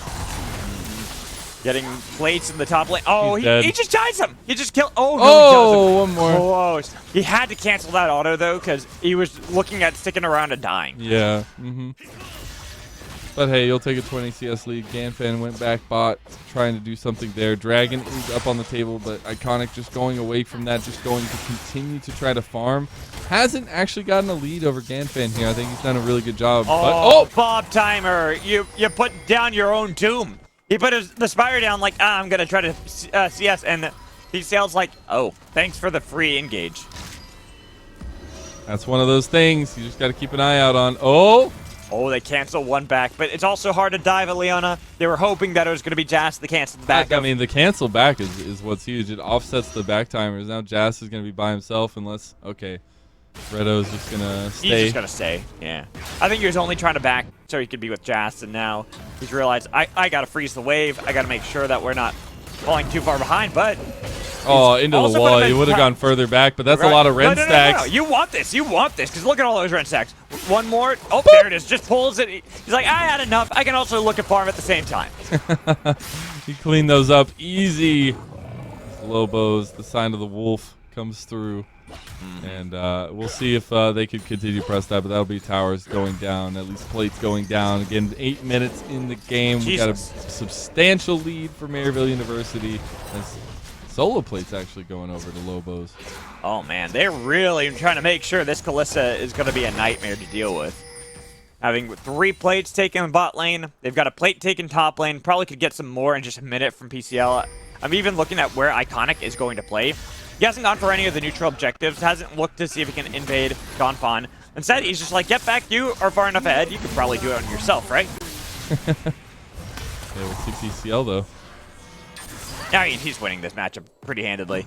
It's not just pretty not just good. He's got Shen. He's got Shen. It's against Bombi Cinder. You're gonna win the matchup, especially if you can finish the Divine Cindere first. Oh, and I wonder. We saw Maryville in their Tuesday game, the A squad, not go for any dragons really in their games because they were just going for kills. I do wonder if we get a change up of that, or if that's how North Carolina State try to find some foothold in this game by scooping out a little bit of these objectives. But we have Rift Herald on the table now as well. We do, but you can see the back coming in from Iconic, looking to spend a lot of that gold. As Bob Timer, no! PCL, Bob Timer is doomed, and with the TP coming in from Gagon, they might actually look to see if they can reset this one. They got the pullback in on to get back. All the while, there's just such a big wave here. It's ridiculous. Exactly. That's why they could restart. Oh, he waited. He waited. That was perfectly timed. And like I said, the TP was to your own doom.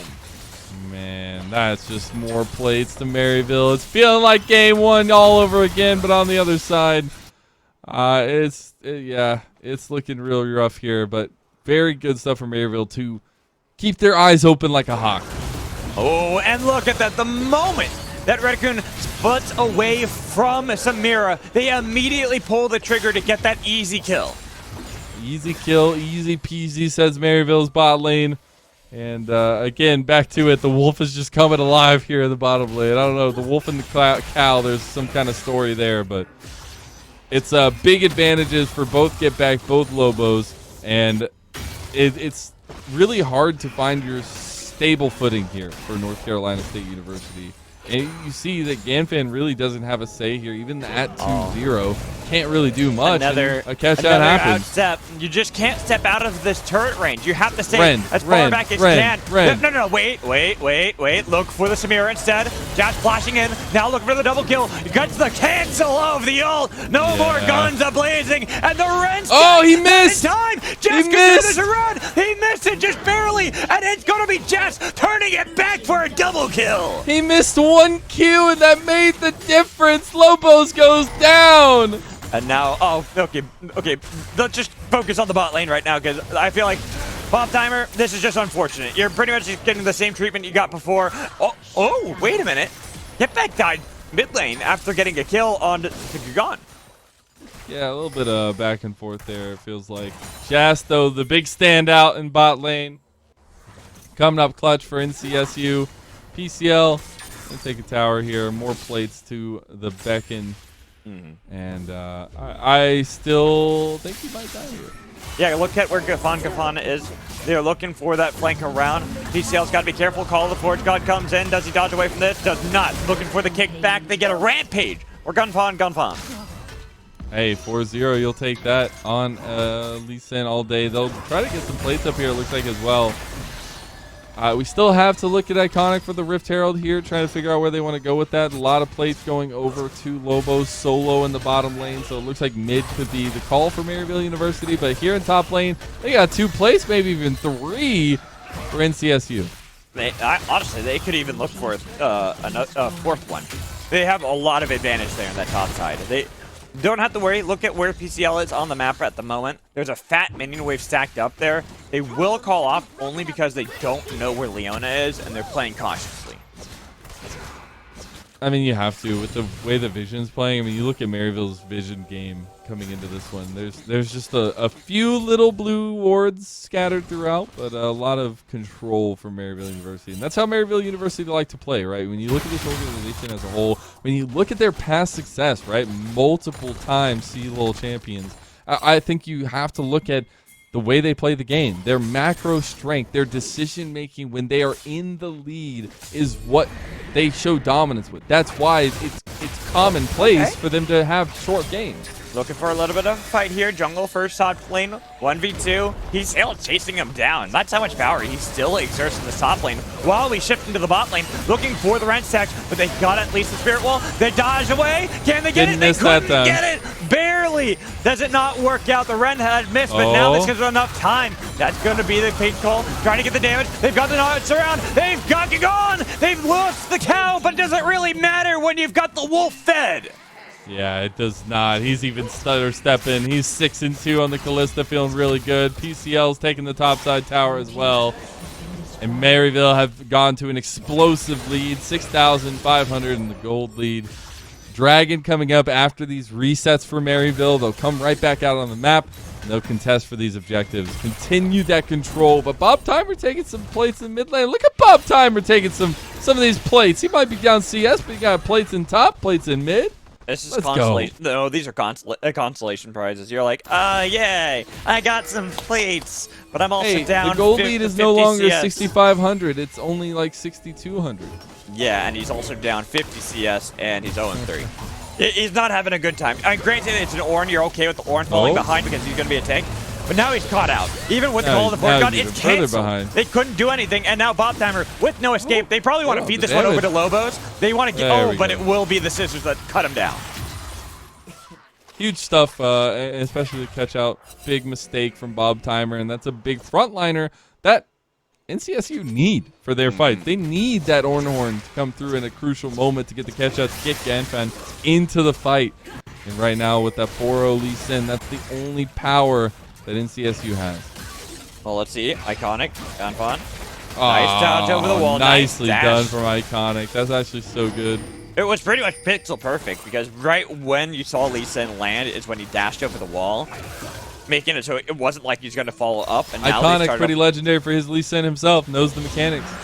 And right there, because it took so long for Ganfan to get around the map, they were easily able to get the dragon, but that was a beautiful triple knockup from Zyko. While there's the fight on the other side onto Ganfan, he gets the kick onto Lobos. He can chase this down, looks for the shutdown, but he's taken away by Getback. The red buff burn will actually pick up the kill for Ganfan. He and now they can look saved him. to see if they can re-engage this fight. Hex Flash over the wall, Sonic Wave connects. Do they decide to follow up onto an Alistar as Lee Sin? He does. He goes, gets a little bit of damage, and he's got to be careful of Iconic. The flash comes in, and Zenith Blade is there, and Iconic will be sliced down and shot in the back.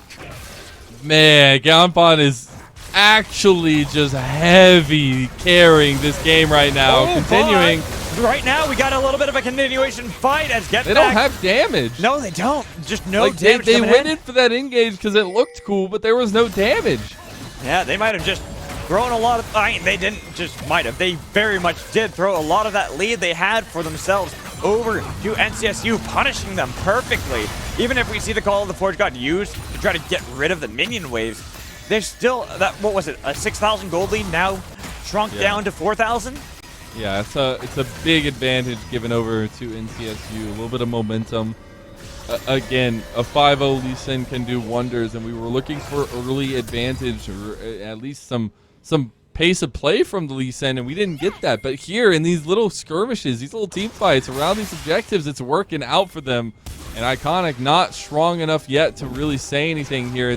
It's Lobos that we have to look forward to. It's Getback that we have to look to be the carriers for Maryville. Even though Maryville, that last fight, a bit disastrous, are still the first ones on Rift Herald, looking to take that down, deny any bounty goals from being picked up by NCSU, plus giving them more ways to increase that gold lead again, ballooning it back to the 6,000 they had once had. They're a bit split here. It's 2 bot side, 3 top side for North Carolina State. If Getback gets out of this one and Maryville find a collapse, they can do it, but they don't know. They don't have vision. They don't know where Ganfan is, and he'll be taking his Krugs. They're pretty much assuming. Right there, Lobos taking a little bit to the face. Ooh, Hex Flash. This is greedy from Zyko. If he actually went for it, that's why it was pretty much just like, it looks weird because all he did was cancel it to not go over the wall. I wanted to see it. That would have been wild. It would have been wild, that's for sure. Iconic trying to take the mid lane tower. Will Should be be able dropping to. the Rip Herald actually, and getting collapsed from the rest of the team. nice. He gets double knockup Nice though, and that's knockup huge. from Bomb Iconic's just Timer. out of the fight, and They've the got the knockup knockup. continues. They're just going for everything. They've got the ult, they've got the damage, but TCL survives on the other side. Get back stealing away, and that lure. Oh. They've got the solar eclipse that worked so well, and now they got to worry about getting out. And Zyko's the first casualty. The kick coming in onto Lobos, looking for the red stack, getting a lot. Jazz went in. Jazz goes down and takes them all with him, and making sure that this is going to be an NCSU victory. The team fights are too good from NCSU. Maryville doesn't have a chance. And just like that, cut down to 3,000 is the lead for Maryville. It's the pop-off from Jast, who had a really rough time like last game. And coming in with the Samir, the confidence pick. And popping off when he needs to in the team fights with the help of Gonfon, with the help of these pickouts. And unfortunate for Maryville, they just aren't playing it solidly. No, they're just making so many aggressive mistakes where they're looking to see. They're not even looking. They are thinking they still have that gold lead, that massive advantage, like they did in game 1, but they don't have quite the lead. Gonfon is 5-0-5, has gotten Death Dance completed. A lot easier to get into the backline and survive. Even here, looking for this pick coming in with a knockup, maybe even using the headbutt pulverize combo, but he just ward hops the away. red at least. Yeah, There you stole go. the red, but now Gonfon could look to see if he can circle back. He can look to see if he wants to get the damage onto other members. He's difficult Echo to has kill. no way out. The guy with the dash went over the wall, and poor old Alistair was left to walk all the way around. Yeah, but granted, as Lee Sin, you don't always feel the most confident trying to jump on Alistar since a well-timed... I was talking about Graves. Oh, yeah, no, I'm just saying, like, because the Sonic Wave connected, and Zyko looked like he was going to be in a little bit of danger, but he's easily able to trample his way out of there. See, maybe Maryville try to make a play on the top side of mid lane here, as they have Get Back on top 2-2. Get back, getting a little bit of damage there. The rest of NCSU still positioning, not sure where they want to execute a play. Dragon and Rift Herald. No, Dragon and Baron spawning in just a little bit. There should be the opportunity to go to the bot lane, but now it's They want the fight. Oh, they interrupted Bomb Timer, but now they've got the collapse in. It's going to be the Fate's Call, pulling him back in with a nice solar eclipse on the other Nice side. blade whirl. They're able to get a little bit of damage, try to see what they can get. They can't TCL's get in the back team line. fight. They can't get anybody. They have to disengage. can't? As Iconic is trying to get away, but look at how much they can heal. They've got Jess unstoppable. And they even Oh, got the Gonfon, no, this was not the play you wanted to make. Now they got to shut down for Pie Cake Lord on the other side, looking to see what kind of damage, what kind of re-engage they can get. But instead, they go towards mid lane. That is a huge shutdown, and Gonfon did not want to take that, but he did anyways. And there you go, first death for the jungler of NCSU, and they were really steaming ahead there. That shutdown will ensure that Maryville will continue to stay at about 4,000 in the lead. Yeah, and with that lead, should be an easy dragon picked up by Maryville here. They're already posturing, both BCL and Iconic around Team it. comp with the Mountain Dragon, my goodness. If they get Mountain Soul from Maryville, it's going to be really difficult for these team fights from North Carolina. But I could say a little bit of the same for North Carolina. I was just about to especially say. since they got the Ocean Dragon out of the two. Yeah, it's pretty much whatever team gets the Mountain Soul is going to win. Like, if we get to that point where Mountain Soul actually will be picked up by either team, it's going to be so difficult for either team to get through the resistances, through the shield, since they both got one dragon apiece. That means they'll at least, whoever gets it will have 3 mountain dragons to their name. And the thing about the way that North Carolina State University can play their team comp and how they want to execute, if Gonfon finds an in on Lobos or one big kick, the fight's over. Maryville will lose that fight. And I think that's the scariest part for Maryville approaching these next fights is you really have to keep tabs on Gonfon. And then, once either that's taken care of or he's not an issue, you have to get Jazz down. The big 5v5s are exactly where Samir wants to be thriving, especially when you're about to crest 3 items. I'm looking at these items now being built up by both teams. Instead of going for more of the support, the Shrelez, Battle Song, it's actually Zyko with the Turbo Chem Tank and the Even Shroud on the other side for Redo. Oh. Nice flash. Iconic had the flash. But you think about all the last couple times we've seen Iconic in the fights, he's been having to retreat very early, and he's utilized that flash a lot of the time, and now he won't have it. Yeah, I mean, this time he'll have it. He has a stopwatch in his inventory. Moby Boots get even more speed to get into the back line, plus the Turbo Chem tank could help him follow up a lot. It's now a little bit of a skirmish in the top lane between the two mid laners, but not really getting anything too aggressive at the moment. You can see a little bit more of the defensive build for Get Back at the moment, having gone for that Zhonya's just to survive a little bit longer. They're just doing Baron. They're literally just pulling Baron. Well, yeah, they got a Kalista. Why not? And the PCL's taking out the bot side right now, too. No TP. Oh no my flank. God. That damage, it's true. That's a solo. And it should get the flash out. And the hook shot there. Oh! It is a solo bolo as we to the top side. There's the double knockup. The team solar fight. flare has been dodged away with the Fate's Call. Pulling back in Alistar. They have to respond to PCL. Yeah, they got to do something. So if you're He's baking a pie and a cake. I was going to say pie and a cake, and he's a lord in the bot lane. It's the tower is the pie, the inhib is the cake.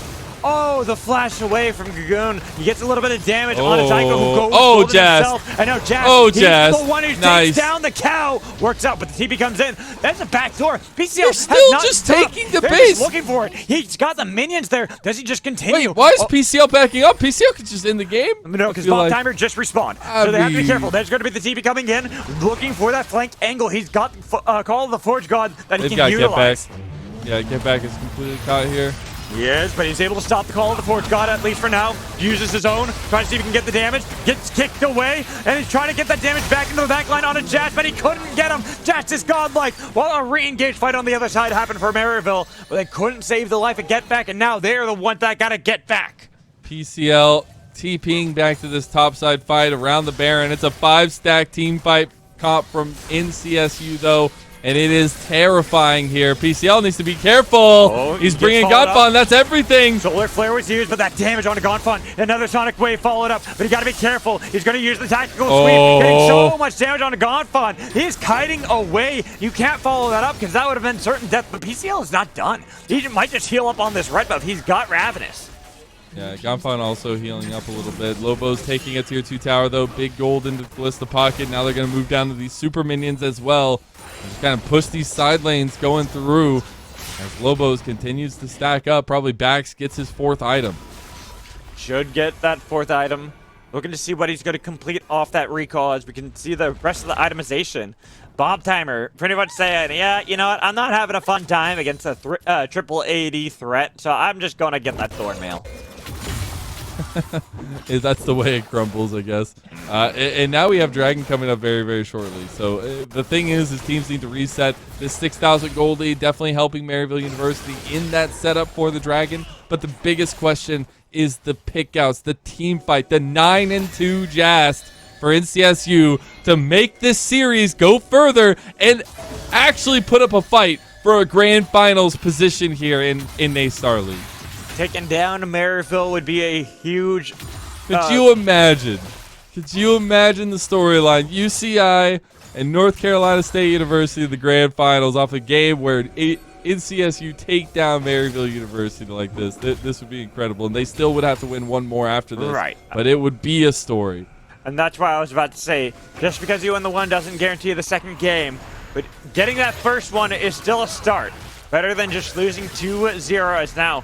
They're in this predicament again, though, Magical. They lost this predicament last time around, and it looks like they're trying to figure out how to rekindle some of the better play here. Well, it looks like it's going to be peeled back off completely by NCSU. They were looking to see if they can peel for PCL. That forfeits the 3rd Dragon for Maryville. One horn got used. Mm-hmm. So that's trying to that's chase a little down bit PCL. done. Yeah, it's trying to chase down PCL. The super minions flooding into bot lane. You got multiple lanes pushing. Baron is back on the table now for Maryville University. Uh-oh, and with Bob Timer bot lane, he doesn't have TP. Look at the pings. They're immediately saying, Baron, Baron, Baron. We got Callisto, we got Graves, we got PCL nearby as well. And Camille has TP, so if this doesn't work out, Camille TP's bot. Nice kick back on a Gonfon, looking for the re-engage, and they got him. Samira locked in. Jazz oh no! Damage, but is finally slain by the Ren. A double kill. Gonfon trying to survive, but it should be too much to bear as they lose 4 members. Only the mid laner survives, or does he? Because Lobos wants it. He is on the prowl. That's it. He's hunting down, and it's an ace. That will be game, victory, and series won by Maryville. They have booked their ticket to the grand finals. Clean, clean, clean. Not as clean as game number 1, but they come out smashing in team fights. Late game decision making is where Maryville destroys, and they will be meeting a very wary UCI in the grand finals of Naystar League. It was a little rough there in game 2 for Maryville, but they were able to pull it all together. They had the plays. They were able to kill off the King Jast, and after that, it was smooth sailing to the end. Yeah, what an incredible series of events there. Just the decision making for Maryville University. Huge shout out to North Carolina, though. I mean, you saw the heart. The game 2 was definitely a better performance. What we would have wanted to see. I wanted to see a game number 3 of that. That was going to be really fun, but it's a couple of those decisions. And that's where you look to Maryville. They are that cut above the rest, and macro will be the name of the game for them. And especially when you compare the 2 series that we saw today, the fact that we get to see our grand finals, there's a much different story for the 2 going into the next series. Yeah, I would say it's a difference in macro and a little bit enhanced there, because you just see some of these plays that are just so greedy from Maryville that really shouldn't work. And they did get punished for it a bit in game 2, but all in all, right there, Lobo's flashing forward, being like, what can you do? You can't do anything to stop me. I have so much damage. I'm almost at 4 items in my build. He had a BF sword. He was working on what I could only assume would be an infinity edge. And Mad couldn't do anything in that last team fight. The positioning was just not in the right place. You saw, like, you got to be beating yourself up a little bit in that situation where you just have to watch the team fight go down. But especially, I think, as a whole, you have to represent as the season, right? And just because something goes down like this in the semifinals, you made it to the top 4. And that's where North Carolina can hold their head high, and especially here against Maryville University. It's something to be said that you gave them a run for their money in game number 2. Exactly. They didn't just go down with a whimper. For sure, game 1 was brutal, but game 2 they did battle back best to their abilities, made it close, made it exciting. But they made the ban act Shen, so hey, there you go. I will say that was a fun cheesy strat. I did appreciate that. But you know what? It's still a 2-0 victory nonetheless for Maryville. They will move on into the finals to face off against UCI. And we saw before, UCI, they had their own struggles. They did. Not necessarily, like I said, different story. I feel like UCI definitely have to work more for the prize here, getting into the grand finals, where Maryville just cleanly kind of coming through, and that story will be, I feel like, something that motivates both teams going into the last part. But that's where I look at motivation, I look at momentum as huge. I mean, the emotional feel of that best of 3 from UCI winning that, you can see it on Danny's face, right? Like it was joy and happiness to have gone through that and come out the other side victorious, where Maryville maybe not having that much of a level of emotion for this, right? Like they didn't have to go through the trials and tribulations of a crazy best of 3 where it's back and forth for multiple games, 40 minutes plus. And then I think that's a little bit of that difference in the story. But I think Maryville as a whole, like, they'll come in guns blazing for sure. I mean, the only difference is an extra game. Both series had 2 games, well, had 1 game essentially, so 2 games in total, under 20 minutes, which is really impressive. And it also had games where the underdog were starting to get that momentum back for themselves. Looked like it was something that might have actually turned the tides and made it an even series, but unfortunately just fell short. Yeah, again, I definitely think more so in the first series than the second series. But yeah, it's been really fun to watch the collegiate, and I'm really excited. I hope we get to talk to a Maryville player, because I want to hear what they have to say about going into the finals, facing UCI, a long-time opponent in a lot of tournaments for collegiate, and getting to see that kind of go down, and UCI's new look and kind of new resurgence that you were talking about, Mitch. And honestly, it is always fun to see kind of these collegiate rosters that we've seen before. You know, they were older programs that had a good start at the very beginning, back when it was ULOL, before even CLOL, and now CLOL getting into NACE. It's like you're just seeing these transformations, but you see some of these names constantly coming back in. Like just seeing the University of Illinois Urbana-Champaign still playing well, still coming back into it, even despite full roster changes. UCI having a lot of roster changes themselves. Somebody needs to be watching out for Hart. Hart's nuts. That guy has mechanics. He does. I mean, honestly, very surprising to see. And then even today, NCSU, another new roster that was coming in. Yeah. Really did show up, and even if it was against a very tough opponent, you got to give them credit for that game too. Absolutely. I will just say, Magical, just saying, we're 100% on predictions. This is true. So, this is we're true. Big brain. We're big braining it up. Don't get to be on Nace often, but when I do, get 100% predictions correct. Yeah, I was about to say we almost did fall in the first series. No, what are you talking about? That one got a little dicey there for a bit. Yeah. All planned. That's what I gotta say. So yeah, we're just waiting to see if we have our interview with one of the Maryville players. So that's why we're just kind of talking about everything. And I guess while we're talking, we can shout out some of our sponsors really quick. So shout out to Extra Life. Play games to change kids' health, change the future. Join Extra Life today. Duncan, A-Star League runs on Duncan. Click the Twitch panel below. I need some Duncan. Yeah, I mean, after this, I'm getting hungry, so I'm probably going to. And then we also have to shout out BetterHelp and Mavics 2. Giselle, you have the Mavics chair. There it is. You can see it right there. And so, yeah, thank you guys for our sponsors. All right, now hear that. Perfect time. Our interview is ready. So let's hop into an interview with the victorious Maryville University. Looks like we got Zyko on the line. Welcome in. Congratulations on the series. How does it feel after getting a 2-0 like that? It feels pretty good getting a 2-0 like that, except the last game was a bit sloppy. So. I can feel that. Do you have any big standout moments in the series? Do you feel like it was kind of rinse and repeat for you all? I feel pretty confident going into the grand finals, or was there any moment that stood out to you that was like a growth moment for the squad? I feel like it was more like rinse and repeat sort of stuff. We kind of just come in and we're just confident to take on anyone, I would say. I can believe that, honestly. Okay. I mean, let's look at game 1 compared to game 2. I have to feel like after that game 1, there's a reason why you guys played a little bit more sloppy in game 2. Am I wrong? Yeah, we definitely had too much fun in game 2. I figured as much. Just looking at the differences. So, kind of talk to me about game 2 a little bit more. Like, what would you say was like the sloppy moments that you guys had, and how you can fix them going into the future?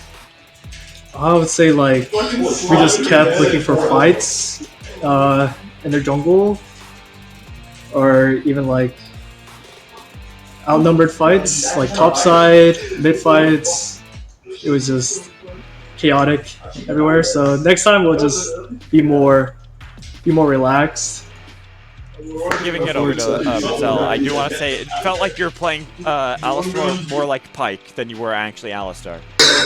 I really wanted to play Pyke, but my team vetoed it. You try to show up shady over there? You try to give him a little run for his money and his Pyke? No? Maybe a little bit. Maybe a little bit. I like it. Hey, you got a king to learn from. So I do want to talk to you a little bit. I asked Danny from UCI, who will be your opponent. Magical, definitely want to talk to him about that after this. But what has been your favorite moment of working with this Maryville Black Squad this season, getting to now the grand finals here of the Open Premier Nace Star League? What stood out to you as part of this moment?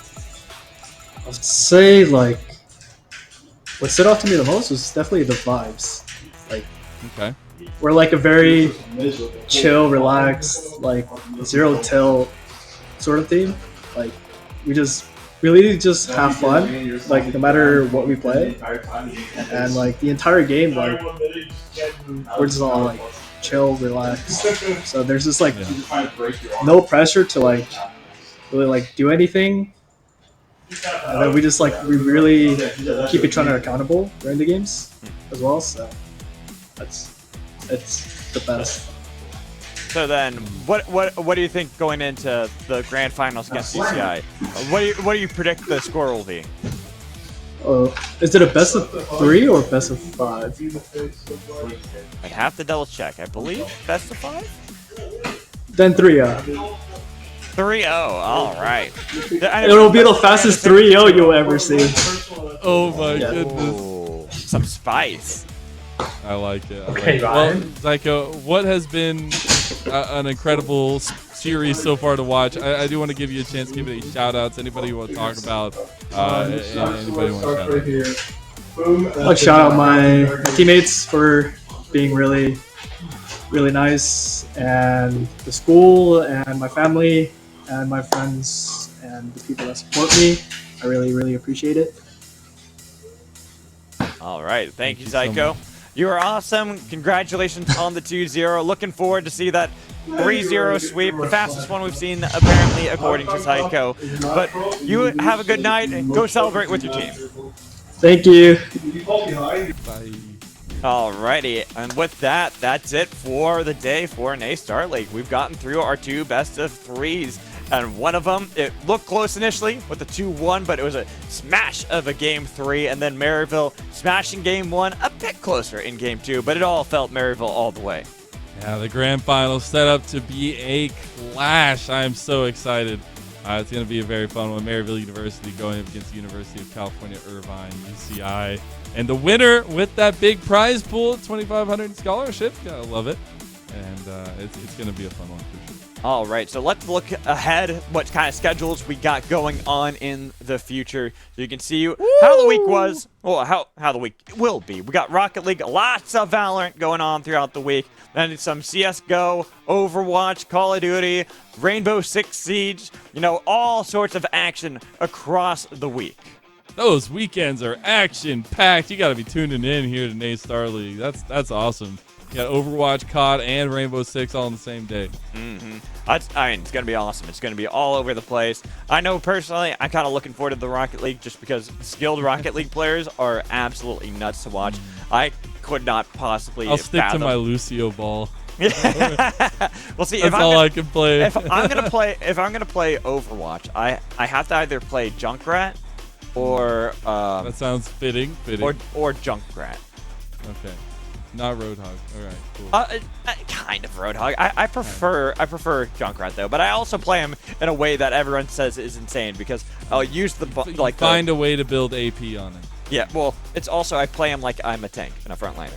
So I throw down the little trap, the explosive. I use that to rocket jump in, and then I'm right in the middle of everything going, ah, ha, ha. All right. Yeah, that's how I play him. Well, What, is that not are you normal? just gonna leave me with that? Or we just. Yeah, I mean, it's simple Alright, gameplay. cool. It's simple gameplay. Foot trap. I thought we were flash talking forward. about NA Star League and like it was sending people as you and. Oh, well, we started talking about Overwatch, and I was just mentioning how I play. Anyways, we gotta give some shout-outs, because it has been a nice long day here for League of Legends actions. We now know who will be in the grand finals coming up. But before we go, we do want to make sure we're giving our final thoughts and reading our sponsor reads. We did kind of read them before, but let's read them again just for anyone who didn't hear them before. Let's give a nice big shout-out to Extra Life. Play games to change kids' health, change the future. Join Extra Life today. As well, we got Duncan helping us out. Nice Star League runs on Duncan. Make sure to click the Twitch panel below to check out where the nearest Duncan is to you. As well, yeah, huge shout outs to Better Help and to Mavix. As Mazel has already pointed out many times, he's got the chair. I'm gonna go the other way. Oh. So there you go. You can see it. But yeah, Look at that. It's been a great day. It's been a long day, Mazel. It's always great casting with you. So I any appreciate final you. thoughts on NA Star League and what we've had so far of the collegiate action? Just huge shout outs to NA Star League for being a thing and putting on these competitions and giving collegiate athletes a platform to kind of showcase themselves. It's always really cool to be a part of, and just happy to be invited to come join you and be a part of it. So thank you all so much, and definitely go watch those finals. It's going to be a banger. Yeah, it's always fun. Thank you, everyone, for joining in for the NA Star League. We'll be back next week with a lot more esports action. Make sure you stay tuned for the Rocket League, the Valorant, the Rainbow Six, the Overwatch, the COD, the CSGO. All the games. And then we'll be back later on the week after that with some League of Legends action. We'll see you guys. Well, actually, no, not then. It'll be in December. But we'll see you then.